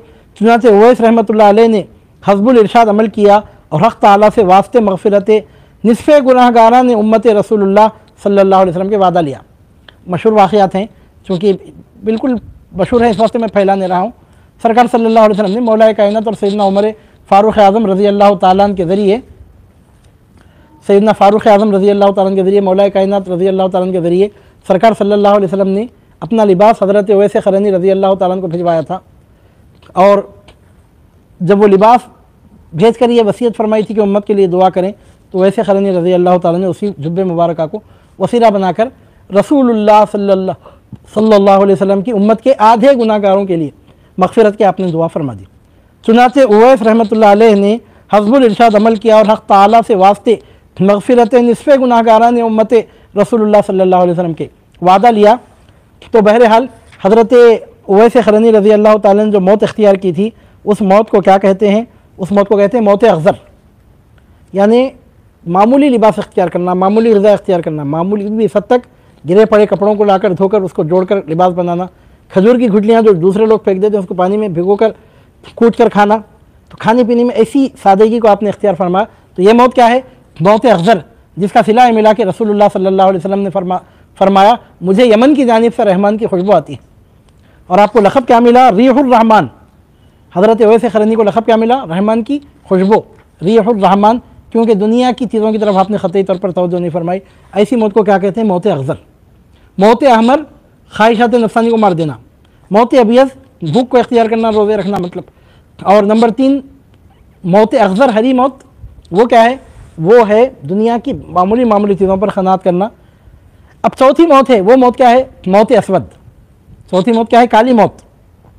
वो क्या है? वो तकालीफ़ और अज़ियतों को बंदों के अपने ऊपर गवारा कर लेना और उसको हक़ ताला की जानिब से जानना है। यानी अगर कोई किसी को नुकसान पहुँचाता है, कोई किसी को तकलीफ़ देता है, कोई किसी को किसी भी एंगल से नुकसान पहुँचाता है, तो आपको मालूम अल्लाह की तरफ से है। वो अगर वो गुनाहगार है तो उसके गुनाहों की माफ़ी के लिए है, अगर वो नेकोकार है तो उसके मरातिब में बुलंदी के लिए है। और जब आरिफ इस हकीकत को तस्लीम करता है कि हर बात अल्लाह ताला की तरफ से है, हर फ़ेल का फ़ाइल दर हकीकत कौन है? अल्लाह रब्बुल इज़्ज़त है, तो फिर तकालीफ जो अल्लाह की तरफ से बंदे को आती हैं वो भी मिन जानिबिल्लाह है। क्यों है? अल्लाह की मसलियत अल्लाह को मालूम है, उसके भी हज़ार फ़वाइद होते हैं। हमको हर हिकमत समझ में नहीं आती। वक्ती तौर पर सैयदना इमाम हुसैन अलैहिस्सलाम का बज़ाहिर इस तरह की दर्दनाक शहादत को हासिल करते हुए आलम आखिरत की तरफ तशरीफ़ ले जाना, बज़ाहिर ऐसा दिखता है कि इसमें कई तकलीफ़ें हैं, लेकिन आप एक दूसरे एंगल से देखेंगे ये ऐसा वाक़या है कि जिसने फ़ातिमतुज़ ज़हरा के घराने की अज़मत और शान को क़यामत की सुबह तक के लिए दिन के सूरज से ज़्यादा रोशन कर दिया। और ख़ुद इमाम आली मक़ाम इमाम हुसैन अलैहिस्सलाम की अज़मत इस तौर पर ज़ाहिर हुई कि नाना नबियों के सरदार तो नवासे शहीदों के सरदार, वो मुक़ाम वो मर्तबा मिला अल्लाह ताला की जानिब से। तो चौथी मौत होती है अलमौतुल असवद, काली मौत। वो क्या है? अल्लाह की मखलूक की तरफ से जो अज़ियतें पहुँचती हैं उसको ये समझ के बर्दाश्त करना कि ये मिन जानिबिल्लाह है। सामने से कुछ और नज़र आ रहा है, पीछे से किसी और की किसी और की हिकमत है। चुनांचे ऐसी मौत को क्या कहते हैं? मौत असवद, कि वो तकालीफ़ और अज़ियतों को बंदों के अपने ऊपर गवारा कर लेना और उसको हक़ ताला की तरफ से जानना है। या बाज़ अरबाब हक़ कहते हैं कि जो शख्स ज़िक्रुल्लाह से गाफिल हो वो ही मौत है। सूफिया के पास मौत किसका नाम है? अल्लाह के ज़िक्र से जो बंदा गाफिल है, अल्लाह की याद से, तो मौत है उसके लिए। क्योंकि इस्तिलाह अहले मारिफत में मौत दो किस्म पर है, एक हकीकी, दूसरे एतबारी। हकीकी इंतकाल रूह को जिस्म में उनसली से कहते हैं। मौत एतबारी नाम है महवू का, जिससे ज़वाल अक़ल होती है, जैसा कि गफलत और सुकुल। बस जो शख्स के ज़िक्रुल्लाह से गाफिल हो बेशक मुर्दा है। चुनांचे अब देखिए, अब इतनी मौतें हुई ना, अब ये सब क्यों बयान कर रहे हैं आपके सामने? सरकार गौसे पाक क्या फरमाते हैं? फ़लो अलक़ैतु सिर्री फ़ौक़ मैतिन। अब मैत में कौन सी मौत है? वो मौत अहमर वाला है कि मौत अबियज़ वाला है कि मौत अग़ज़र वाला है कि मौत असवद वाला है? लाल मौत, सफ़ेद मौत, काली मौत, हरी मौत, किसी एक मौत का आप यहाँ पर तज़किरा नहीं फरमाने, मुतलक़ रख रहे हैं। अब ये इतना सब आपने सुना, आप सुनिए। चुनाते महबूब सुबहानी, पस जनाब महबूब सुबहानी रज़ी अल्लाह अन्हु, शेर मज़कूर में लफ्ज़ मैत मुतलक़न इसलिए फ़रमाया कि हक़ ताला ने आपको क़ुदरत ऐसी दिया था कि हर किस्म के मुर्दे को ज़िंदा फरमाते थे। चुनांचे रिवायत सहीहा से साबित है कि हज़रत ने सदहा मुर्दहाए एतबारी को ज़िंदा किया। वो चंद मुर्दों को ज़िंदा किया, मौत हकीकी में मरने वालों को वो अपनी जगह है। कई ऐसे मुर्दे जो मौत एतबारी से मरे हुए थे उनको भी तो आपने ज़िंदा किया। मुर्दा दिलों को ज़िंदगी बख्शी, जो अल्लाह से गाफिल थे उनको आपने अल्लाह ताला की तरफ बुलाया, अल्लाह ताला की तरफ उनको रास्ता दिया। हज़रत ने सदा मुर्दा हाय एतबारी को ज़िंदा किया, यानी फासिक और बदकारों को नेकोकार और ज़ाकिर और वली कर दिया, और सारिख और अख्ताउ तरीक़ को खुतुब वक्त बना दिया। अब तो ये हो गई कि चोरी करने वालों को, रास्तों में रोक कर जाके डालने वालों को विलायत का आला तरीन मक़ाम मंताब करते हुए खुतुब बना दिया। ऐसा ज़िंदा किया का मतलब ये कि अख्ताउ तरीक़ को खुतुब बना दिया। ऐसा ही मुर्दा हाय हकीकी को अनवाए आदमियों और जानवरों में सदा ज़िंदा किया। अब ये तो मौत एतबारी के एतबार से, मौत हकीकी के एतबार से देखा जाए, कई इंसानों को भी ज़िंदा किया, कई जानवरों को भी ज़िंदा किया। चुनांचे बहजतुल असरार में मरवी है कि एक रोज़ मजलिस वाज़ हो रही थी और हवा सख्त चल रही थी। एक बारगी एक ज़गन मजमे पर चिल्लाने और लड़ोड़ने लगी कि जिससे ख़वातीन सामईन पर तशवीश और परागंदगी लायक हुई, और हज़रत को भी नागवार होकर गुस्से से फरमाया, या रीह खुज़ी रास हाज़िहिल हदात, यानी ए हवा सर इस गैलवास का ले। पस उस वक्त सर उसका जिस्म से जुदा होकर एक गोशे में मजलिस के गिरा और एक तरफ जसद उसका मुर्दा पड़ा। जब मजलिस बयान की ख़त्म हुई और हज़रत ने कुर्सी आवाज़ से नुज़ुल फरमाया सिर और हसद उस चील का, सर और जसद उस चील का कटा देखकर रहम आया और उस सर और जसद को एक दस्ते मुबारक में लेकर दूसरा हाथ उस पर पोश फरमाया और ज़बान करामत तर्जुमान से बिस्मिल्लाहिर्रहमानिर्रहीम पढ़ा। रावी कहता है कि बमजर्रद उसके वो चील हरकत की और हाथ से हज़रत के ज़िंदा होकर उड़ गई। लोग तमाशा देखते थे और ज़बानी हाल से ये कहते थे खादिरा खुदरत दुदारी हरचे खाही आकुनी, खादिरा खुदरत दुदारी हरचे खाही आकुनी, मुर्दारा जाने बबख्शी जिंदारा बेजा कुनी। यानी हुजूर गौसे पाक वास फरमा रहे थे बहदतुल असरार में, एक चील उड़ने लगी महफिल वास पर से। एक आध बार उड़ती तो एक अलग बात थी, बार बार उड़ने लगी, पुकारने लगी, लोगों की नज़रें उसकी तरफ जाने लगी। सरकार गौसे पाक को नागवार गुजरा। आपने फरमाया या रीह खुज़ी रास हाज़िहिल क़दात, ऐ हवा इस चील का सर ले ले। आपका कहना था कि हवा के प्रेशर से उसका सर उधर हुआ, जिस्म उधर हुआ और मुर्दा होकर गिर पड़ी। जब मजलिस वाज ख़त्म हो गई, जब सरकार ने कुर्सी वाज से नुज़ुल फरमाया, उतरे, जाते जाते देखे कि एक तरफ उस जान परिंदे का सर, एक तरफ जसद पड़ा है। रहम आया, जाकर एक हाथ में उसका सर लिया, एक हाथ में उसका जिस्म, दोनों को जोड़कर फरमाया बिस्मिल्लाहिर्रहमानिर्रहीम और चील जिंदा होकर हवा में उड़ना शुरू हो गई। बहदतुल असरार में रिवायत मिलती है मुर्दों को जो आपने ज़िंदा किया तो इसलिए कहते हैं कि शायर ने कहा कि खादिरा खुदरत तुदारी, अय खुदरत वाले तू खुदरत रखता है, अय खादिर तू खुदरत रखता है, हर से खाही आकुनी तू जो चाहता है वो हो जाता है, मुर्दारा जाने बबख्शी तू अगर चाहे तो मुर्दे को ज़िंदगी बख्श देता है, जिंदारा बेजा कुनी अगर कोई ज़रा भी 19-20 का फ़र्क किया उस जिंदे को मुर्दा कर देता है। असरारुस सालिकीन वगैरह में रिवायत है कि एक रोज़ असनाए राह में असरारुस सालिकीन वगैरह में रिवायत है कि एक रोज़ असनाए राह में एक मुसलमान और एक नसरानी दरमियान फ़ीमा बैना एक मुसलमान और एक नसरानी के गुफ्तगू हो रही थी। असरारुस सालिकीन किताब का नाम देकर उसके हवाले से फरमाते हैं, असरारुस सालिकीन वगैरह में रिवायत है कि एक रोज़ असनाए राह में रास्ते के दरमियान फ़ीमा बैना दोनों के दरमियान, कौन दोनों, एक मुसलमान और एक नसरानी के, फ़ीमा बैना एक मुसलमान और एक नसरानी के गुफ्तगू हो रही थी और हर एक अपने पैगम्बर की तफजील बयान कर रहा था, फजीलत ज़्यादा ही बोल रहा था। इत्तेफ़ाक़न हज़रत भी वहाँ पहुँचे और नसरानी से फरमाया कि तेरे पैगम्बर की फजीलत हमारे पैगम्बर पर कौन सी वजह से साबित है। उसने कहा कि हमारे पैगम्बर मुर्दे को ज़िंदा करते थे, तुम्हारे पैगम्बर को ये मौजज़ा कहाँ था। हज़रत ने फरमाया ये कुछ बड़ी बात नहीं है, बल्कि आज बाज़ उम्मती हमारे पैगम्बर मोहम्मद मुस्तफ़ा सल्लल्लाहु अलैहि वसल्लम के ऐसे हैं कि इस बारे में ज़्यादा मौजज़ा हज़रत ईसा अलैहिस्सलाम से कर सकते हैं, क्योंकि ईसा अलैहिस्सलाम ने कोई मुर्दे को बाद 3 रोज़ के ज़िंदा नहीं किया और अपने हुक्म से उठो ना कहा, बल्कि खुम बिइज़्निल्लाह कहकर ताज़ा मुर्दे को ज़िंदा किया है। और उम्मती हमारे पैगम्बर के अब भी ऐसे हैं कि मुर्दा है, मुर्दे सालहा साल को इस्तेख्वाने बोसीदा से बलफ्ज़ खुम बिइज़्नी उठा सकते हैं। बहुत समझ के लेने की बात है यहाँ पर।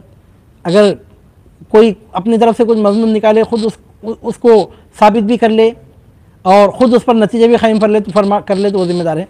देखिए बात यहाँ पर समझना है कि बात क्या चल रही थी, तफ़ज़ील की। ईसाई का बोलना यह था कि हमारे सरकार सल्लल्लाहु अलैहि वसल्लम से बढ़कर ईसा अलैहिस्सलाम फजीलत रखते हैं। मुसलमान जो बोल रहा था वो तो था कि सैयदना ईसा अलैहिस्सलाम की शान अज़मत इंतहाई बुलंद, वो बहुत शान वाले अज़मत वाले नबी पैगम्बर रसूल हैं। आपके ख़दमों की खाक अगर मैसर आ जाए हमारे आँखों के लिए सुरमा है, आपके नालन शरीफ अगर हमारे सर पे रखने को मिल जाएँ हमारे सर का ताज है, हमारी मग़फ़िरत की ज़मानत है। लेकिन जहाँ तक बात हुज़ूर नबी करीम सल्लल्लाहु अलैहि वसल्लम से बराबरी की है तो ये तो हकीकत है कि हुज़ूर नबी करीम सल्लल्लाहु अलैहि वसल्लम ईसा अलैहिस्सलाम से बढ़कर अफजल हैं। ये बात चल रही थी मुसलमान और नसरानी के दरमियान। सरकार गौसे पाक का गुज़र हुआ। आपने ईसाई से पूछा किस वजह से तो ये कहता है, तो उसने कहा कि ईसा अलैहिस्सलाम मुर्दों को ज़िंदा करते थे, क्या तुम्हारे नबी से भी ये मौजूदा ज़ाहिर हुआ। तो आपने फरमाया तू नबी की बात कर रहा है, हमारे नबी के बाद उम्मती ऐसे हैं कि जो काम कर सकते हैं और मुक़ामात मरातिब को मानना ज़रूरी, जिसका मर्तबा बड़ा है तो बड़ा है। मुक़ाम ईसवी अपनी जगह है, मुक़ाम मोहम्मदियत की बालातरी अपनी जगह है। सरकार गौसे पाक ने मुक़ाम मोहम्मदियत की बालातरी के लिए बयान फरमाया। ये बात यहाँ पर आपका मुकाबला ईसा अलैहिस्सलाम से नहीं है, आपके जद्द अमजद का मुकाबला ईसा अलैहिस्सलाम से ईसाई ने किया था। तो उसके जवाब में आपने फरमाया ईसा अलैहिस्सलाम ने जितने मुर्दों को ज़िंदा फरमाया 3 दिन से बढ़कर पुरानी मैयत नहीं थी। 4 मुर्दे जो ज़िंदा हुए फ्रेश मैयतों को आपने ज़िंदा किया था 3 दिन के अंदर की। और सरकार गौसे पाक रज़ी अल्लाह ताला ने फरमाया कि मुक़ाम मोहम्मदियत की वो शान है कि 3 दिन नहीं कई 100 साल पुरानी कब्र में से भी अगर मुर्दे को ज़िंदा करना चाहे रसूलुल्लाह सल्लल्लाहु अलैहि वसल्लम के उम्मती ज़िंदा कर सकते हैं, उम्मती कर सकते हैं आपके।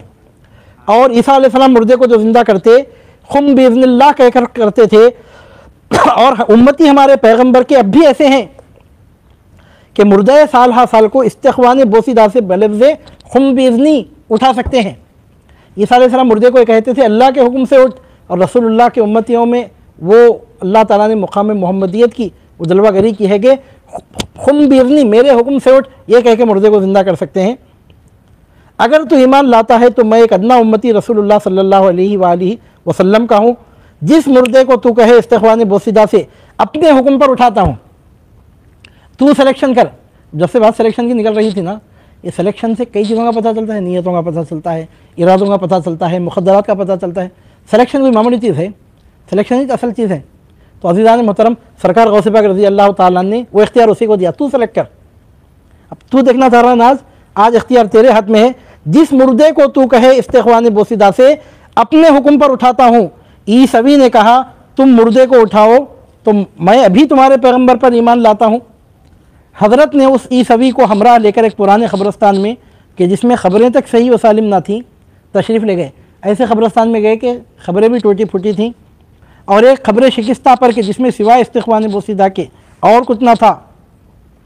खड़े रहकर फरमाया, एक ऐसे क़ब्रिस्तान में, वो पुराना क़ब्रिस्तान था, उसमें चुनकर पुरानी ख़बर निकाली और उस ईसवी को अपने साथ ले गए और कहा, इरशाद फरमाया, ए ईसवी ये ख़बर ख़व्वाल की है। अब उसकी हड्डियाँ बाकी, हड्डियों का पाउडर बाकी है। ख़बर में ख़व्वाल था, पेशे से क्या था मालूम नहीं हो सकता था, लेकिन हुज़ूर गौसे पाक रज़ी अल्लाह तआला को अपनी ज़ोर विलायत से पता चला। आपने इरशाद फरमाया, ए ईसवी ये ख़बर एक ख़व्वाल की है, अगर तू कहता है तो मैं उसको गाता और सुरूद बजाता ख़बर से ज़िंदा करता हूँ। गाते हुए बाजा बजाते हुए उठ सकता है। उसने कहा इससे क्या बेहतर है, अगर ऐसा हो तो उससे अच्छी बात क्या है। हज़रत ने उस इस्तिग़फ़ार बोसीदा के नज़दीक खड़े होकर खुम बिइज़्नी का ज़बान पर लाया, फिलफौर ख़बर कुशादा हो गई और उसमें से एक बूढ़ा ख़व्वाल गाता और सुरूद बजाता निकल आया। ख़बर पर खड़े हो गए सरकार गौसे पाक ने, खुम बिइज़्नी मेरे हुक्म पर उठ। उसी वक्त क्या देखते हैं कि एक बूढ़ा शख्स, पहले तो ख़बर खुली, फिर एक बूढ़ा शख्स निकला, बूढ़ा ख़व्वाल जो ज़बान से गा रहा था, हाथ में उसके बाजा था, गाते हुए बजाते हुए ख़बर से बाहर निकल आया। ईसवी ने बमुजर्रद मुआयना उसके कहा, अशहदु अल्ला इलाहा इल्लल्लाह व अशहदु अन्ना मुहम्मदर रसूलुल्लाह। उस ईसवी ने जब हुज़ूर गौसे पाक रज़ी अल्लाह ताला की करामत देखी, मोहम्मद अरबी सल्लल्लाहु अलैहि वसल्लम के नाम का कलिमा पढ़ा और वो मुसलमान हो गया। बस मर्दुम अजब से हुजूम किए और हज़रत ने उनकी नज़रों से गायब हो गए। ऐसे बहुत क़िस्से और करामात हैं जो हज़रत ने मुर्दों को ज़िंदा फरमाया है। बल्कि हज़रत ने फरमाया है, वलो अलख़ीतु सिर्री फ़ौक़ा नारिन लखमिदत वंतफ़त मिन सिर्री हाली, यानी अगर जालू में अपना भेद, यानी अगर जालू में भेद अपना आतिश सोज़ान, यानी जहन्नम पर हर आईना पड़ जाए और बुझ जाए भेद से हाल मेरे। अज़ीज़ान मोहतरम, यहाँ पर एक रिवायत बहजतुल असरार से और एक रिवायत असरारुस सालिकीन से ली गई है। एक रिवायत में जानवर को ज़िंदा करने का, दूसरी रिवायत में इंसान को ज़िंदा करने का तज़किरा फरमाया। हमारे सरकार हुज़ूर गौसे पाक रज़ी अल्लाह ताला ने अपने मुक़ाम व मर्तबे की बुलंदी का इस तौर पर ज़िक्र फरमा, इरशाद फरमाते हैं, वलो अलख़ीतु सिर्री फ़ौक़ा मैतिल लक़ामा बिक़ुदरतिल मौला ताली। अगर मैं अपना राज किसी भी मुर्दे पर डाल दूँ, किसी किस्म का मुर्दा हो, उस पर अगर अपना राज मैं डाल दूँ तो मौला ताला की कुदरत से वो उठकर खड़ा हो जाए। अज़ीज़ान मोहतरम, ये हमारी इंतहाई खुश नसीबी है, हमारी सआदत है, ये हमारा मुक़द्दर है कि सैयदुल औलिया हुज़ूर पीरान पीर गौसे आज़म दस्तगीर रज़ी अल्लाह ताला के इस मुबारक मुक़द्दस कलाम पाक के हवाले से कुछ अर्ज़ करने की हमको सआदत नसीब हो रही है और इस हवाले से कुछ सुनने सुनाने की तौफ़ीक़ हमको नसीब हो रही है। क्यों ना हो, ये करम भी दर हक़ीक़त हमारे सरकार हुज़ूर गौसे पाक रज़ी अल्लाह ताला का है। सल्लल्लाहु ताला व बारक व सल्लम अला खैरि खल्क़िही व नूरि अर्शिही नबीना व शफ़ीअना व हबीबिना व मौलाना व सय्यदिना मुहम्मद व अला आलिही व सहबिही अजमाइन। कोई मुझसे ये पूछे क्या है अज़मत गौसे आज़म की, तो कह दूँगा जुज़े ईमा है उल्फ़त गौसे आज़म की। मैं मानता हूँ बात खुदा की खुदा के साथ, लेकिन खुदा मिला मुझे गौसुल वरा के साथ। व आखिर दावाना अनिल हम्दुलिल्लाहि रब्बिल आलमीन।